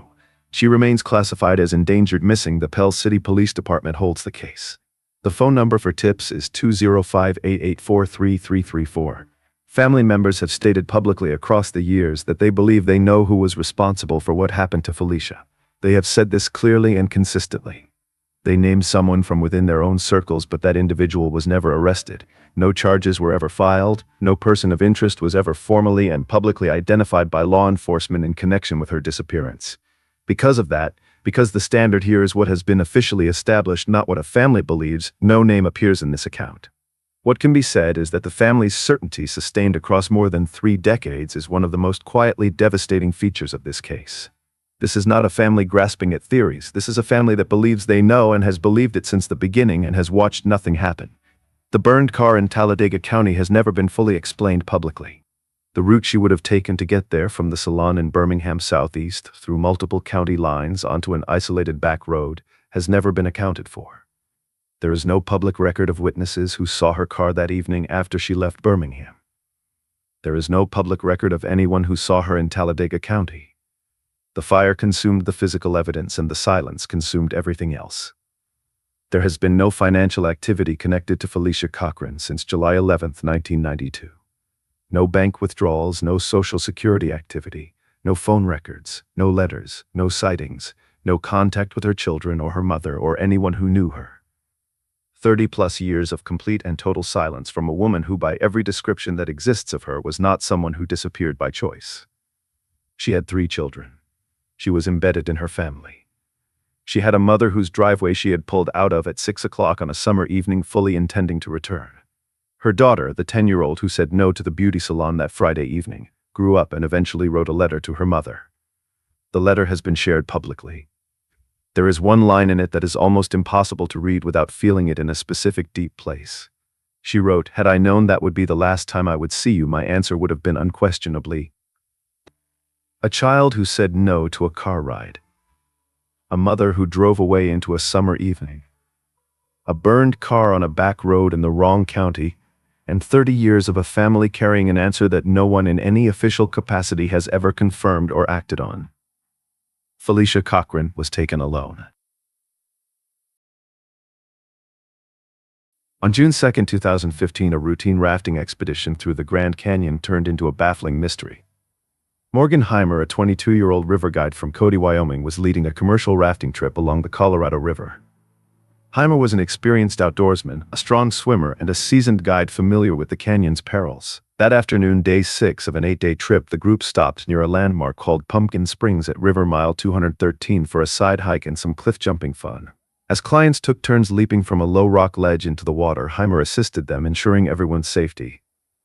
Once the last client had jumped, Heimer mentioned to the lead guide that he was going to take a short break while they prepared to head back to the boats. The lead guide stepped away briefly to speak with a guest, but when he turned around, Morgan was nowhere to be seen.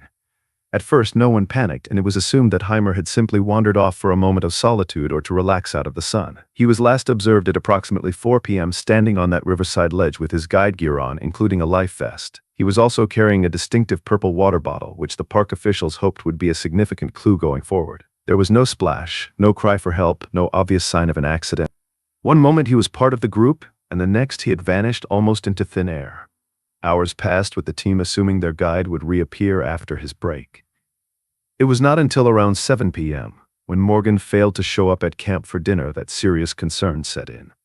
The other party members searched the immediate area, calling out his name and scanning the river's edge, but there was no trace of Morgan. As dusk fell with still no sign of the young guide, the group realized something was very wrong and placed a satellite phone call to park authorities to report him missing. Early the next morning, Grand Canyon National Park rangers launched a major search and rescue operation. A helicopter crew flew to the area at first light on June 3rd, inserting rangers near the spot where Morgan was last seen. 3 ground teams fanned out along the rocky banks while a boat team scoured the river. Searchers faced grueling conditions and the summer heat was extremely intense. Despite these challenges, they combed diligently through an extensive area covering roughly a 14-mile stretch of river and about 4 miles of adjacent land around Pumpkin Springs. They looked for any clue. A piece of clothing, footprints, his purple water bottle, or the dark life vest that might have been caught on rocks or river debris. When initial sweeps found nothing, the search radius was expanded westward downriver toward the Diamond Creek takeout. This is a popular exit point for rafting trips about 12 miles beyond where Morgan disappeared. The idea was to ensure that if he had been carried downstream, no stretch of riverbank would be left uninspected. Interviews were conducted with everyone on the trip, and even with other river groups who had been in the area in case someone had seen something that might help explain what happened. But day after day, the canyon yielded no secrets. There were no signs of a struggle or an animal encounter, and no evidence that Heimer had attempted to hike out of the canyon on foot. By June 8th, after 6 full days of intensive searching by air, water, and land, not a single clue to Morgan's fate had turned up. With heavy hearts, officials made the difficult decision to scale back the operation. The search was transitioned to a limited mode, meaning rangers and pilots would keep an eye out for any telltale signs during routine patrols, but the large-scale hunt was suspended. Morgan Heimer's disappearance left both investigators and loved ones grasping for answers. Here was a capable guide, intimately familiar with the dangers of the river, equipped with a life jacket and survival knowledge, yet he had vanished without leaving even a footprint behind. In the immediate aftermath, the working theory was that Morgan must have somehow fallen into the Colorado River and drowned, his body likely swept away by the strong current. This theory made sense to many. The river was swift and powerful, and even with a personal flotation device, an accident in certain rapids or whirlpools could pin a person underwater. If he was caught in an underwater crevice or entangled in debris, his remains might not surface for a long time, if ever. Rescuers noted that given Morgan's skills and fitness, they initially believed he would be easy to find, which made the complete lack of results even more troubling. As days passed with no sign of him, the presumption of a fatal water accident grew stronger, simply because no other scenario had any supporting evidence. In the absence of answers, several theories persist among those who follow the case. The prevailing theory remains that Morgan fell into the Colorado River and succumbed to a tragic accident. Perhaps he lost his footing on the wet rock or got too close to the edge and the river's swift current did the rest. If so, the Colorado may have carried him far downstream or pinned him in a submerged pocket, explaining why extensive searches failed to recover a body or even a piece of gear. Another theory, harder to reconcile with Morgan's expertise, is that he ventured briefly into the wild and got fatally lost or injured. Did he step inland for just a moment to find a private spot or to take in the view and then suffer a fall in the labyrinth of cliffs and crevices set back from the water's edge? The area is remote and unforgiving. Even a short walk away from the group could turn treacherous if one slips into a hidden ravine or encounters an unseen hazard. Yet considering Morgan's familiarity with wilderness terrain, this makes this more unlikely. After all, he was acutely aware of such dangers, much more so than the average person. Moreover, the intensive land search found no trace of him in the surrounding quarter-mile radius of the canyon where such an accident would likely occur. This theory, while not completely impossible, leaves many park officials skeptical given the lack of any supporting evidence. Other more sinister activities have also been suggested, from foul play to potential supernatural explanations. However, neither of these theories have any evidence to back them up, and they remain highly speculative. Today, nearly a decade later, the disappearance of Morgenheimer remains an open case and an enduring heartbreak for his family, friends, and the tight-knit river guide community. The National Park Service keeps Morgan on their list of cold cases, and the investigation remains officially ongoing in a limited capacity. Glenn and Bessie Hyde were an adventurous young couple whose honeymoon adventure in the Grand Canyon became the stuff of legends. Their journey was meant to put their names in the record books, but instead it became a mystery with more twists and turns than the Colorado River itself.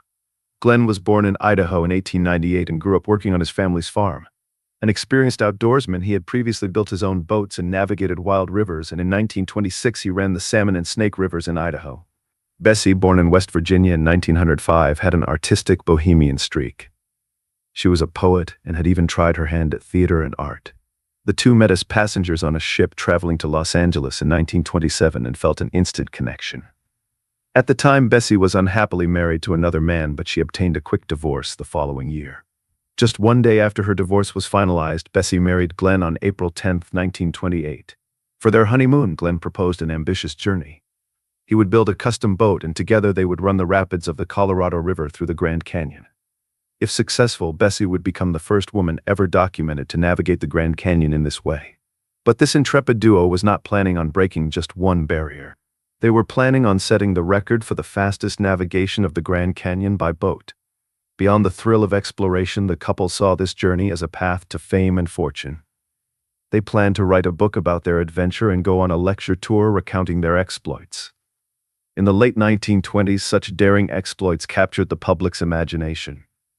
Charles Lindbergh had recently flown across the Atlantic, and adventurers were celebrated as heroes.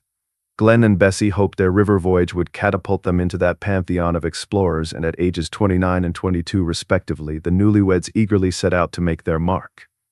On October 20, 1928, 6 months after their wedding, Glenn and Bessie launched their honeymoon adventure in the town of Green River, Utah. Glenn had constructed a sturdy 20-foot wooden flat-bottom boat suitable for heavy rapids. Local rivermen remarked that the homemade craft looked ominously like a coffin, and warned that few amateurs attempted the Colorado's rapids in such boats. Undeterred, the Hydes pushed off down the Green River, which feeds into the Colorado, aiming to reach Needles, California by early December. Only about 50 people had ever navigated the entire Grand Canyon by boat at that time, underscoring the audacity of their attempt. The first weeks of the voyage went relatively smoothly, especially given the difficulty of the voyage and the fact that Bessie was inexperienced in rapid river conditions. Glenn's river running experience and careful preparation paid off as they traversed Utah's labyrinth and cataract canyons and entered Arizona. But the Colorado River and Grand Canyon was more formidable than anything Glenn had seen. In letters to his family, he described the rapids as longer and fiercer than those he had encountered elsewhere. The journey was not without scares.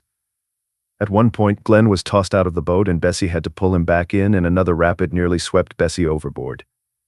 Still, by mid-November, the couple had traveled over 200 miles and reached Bright Angel Creek in Grand Canyon, achieving a remarkably fast run for the era. That said, they no longer had any meaningful chance of breaking any speed records, which changed their plans slightly. On November 15, 1928, with the most dangerous stretch of river still ahead, Glenn and Bessie decided to pause their river trek. They hiked up the Bright Angel Trail to Grand Canyon Village on the south rim to resupply and rest. During this brief layover, the Hydes drew attention. They were interviewed by a reporter from the Denver Post, and their bold trip was noted by tourists and locals at the canyon rim. The famed Grand Canyon photographer Emery Kolb welcomed them into his studio at the rim. Kolb had twice run the river himself and knew its perils well. He took a now famous photograph of the couple standing at the canyon's edge on November 17, 1928. Observing them, Kolb noted that Bessie appeared worn out and apprehensive about continuing the journey. He also observed that Glenn was extremely exhausted, but determined, perhaps to the detriment of the couple. Emery Kolb urged the newlyweds to postpone the rest of the trip until spring, and even offered them additional safety gear such as life jackets and inner tubes. Glenn refused all assistance, insisting he and Bessie were strong swimmers and determined to finish the trip without such help. According to Kolb, Glenn declared, quote, "I'm gonna do it without life jackets or else," a defiant statement that in hindsight sounds foreboding. It appears that they did not take these basic safety precautions under the belief that it would make their story more sensationalistic. After they had completed the trip on November 16th, they met a wealthy adventurer, Gilbert Sutro, at Phantom Ranch, and agreed to give him a short ride downriver. Sutro rode with Glenn and Bessie for a couple of days, and on November 18th, 1928, they dropped him off at a location called Hermit Camp. Gilbert Sutro would be the last person to ever see Glenn and Bessie. The Hydes continued downstream into the canyon's isolation. Glenn and Bessie never arrived at their destination. They had expected to finish their voyage and meet family in Needles, California by early December. When the scheduled date passed with no word from the Hydes, concern rapidly grew. Alarmed by the overdue newlyweds, Glenn's father, a man named Rollin Hyde, launched a vigorous search effort almost immediately. In December 1928, Rollin traveled to Grand Canyon and organized multiple search parties. Experienced river runners, including Emery Kolb, the photographer from earlier, and his brother Ellsworth, joined the effort. Rollin also enlisted experienced Native American trackers to scour the canyon rims for any sign of the couple. Such was the concern that the U.S. Secretary of War was convinced to authorize an aerial search of the Grand Canyon, a dramatic measure in those days. On December 19, 1928, an Army aircraft scouting the canyon finally spotted something. The Hydes' boat adrift in the icy Colorado River. It was floating upright in a calm stretch of water near River Mile 237, not far from the end of the Grand Canyon at the lower Granite Gorge. A few days later, on December 24th, Emery Kolb reached the abandoned boat and inspected it. Mysteriously, the vessel was in good shape. It had not been smashed up as one may expect in a fatal rapids accident. The boat was upright and undamaged, merely holding about a foot of water inside. Even more puzzling, all of the couple's supplies were still neatly stowed. Glenn and Bessie's personal belongings remained strapped in place. Their food provisions, cooking gear and blankets, even their coats and hiking boots were still in the boat. Amongst the other significant items found aboard were Bessie's diary and the camera containing photographs of their trip. Nothing appeared to be missing except for the fact that Glenn and Bessie were nowhere to be found. Searchers combed the area for clues. They discovered footprints and a campsite believed to be the Hydes' last camp around River Mile 225 or 226 near Diamond Creek. The diary recovered from the boat provided a tantalizing glimpse into the final days of the journey. Bessie's last entry was dated November 30, 1928, nearly 2 weeks after the Hydes were last seen by Sutro. In that entry, Bessie noted that they had successfully cleared the rapid at the 231-mile mark and were likely ahead of schedule, having regained lost time. The fact that they had regained this time may have meant the couple was taking further unnecessary risks in an effort to make the story more media-worthy. This suggested they had survived many days beyond November 18th and navigated some of the canyon's hardest rapids. By all evidence, the Hydes had been making good progress and were within about 40 miles of their goal in early December. One possible clue came from a canyon prospector who reported seeing a brown leather jacket floating in the river around the time of the Hydes' disappearance. Bessie was known to wear a brown leather jacket, raising the grim possibility that she had been tossed into the water. That said, the jacket was never recovered, and that clue ended up amounting to nothing. Despite exhaustive searches by land, air, and water, no bodies or definitive traces of Glenn or Bessie were ever found. The official investigation eventually concluded without a clear resolution. No remains meant no way to say for certain what happened. Investigators presumed the couple had met with a tragic accident in the canyon. In the absence of other evidence, authorities believed that at some point in early December, the Hydes' boat struck hidden rocks in a rapid near mile 232. It is believed that this forceful strike ejected both Glenn and Bessie into the cold, swift river.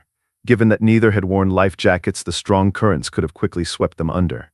On paper, the Hydes were declared dead by drowning, but the lack of concrete proof left the case frustratingly open-ended.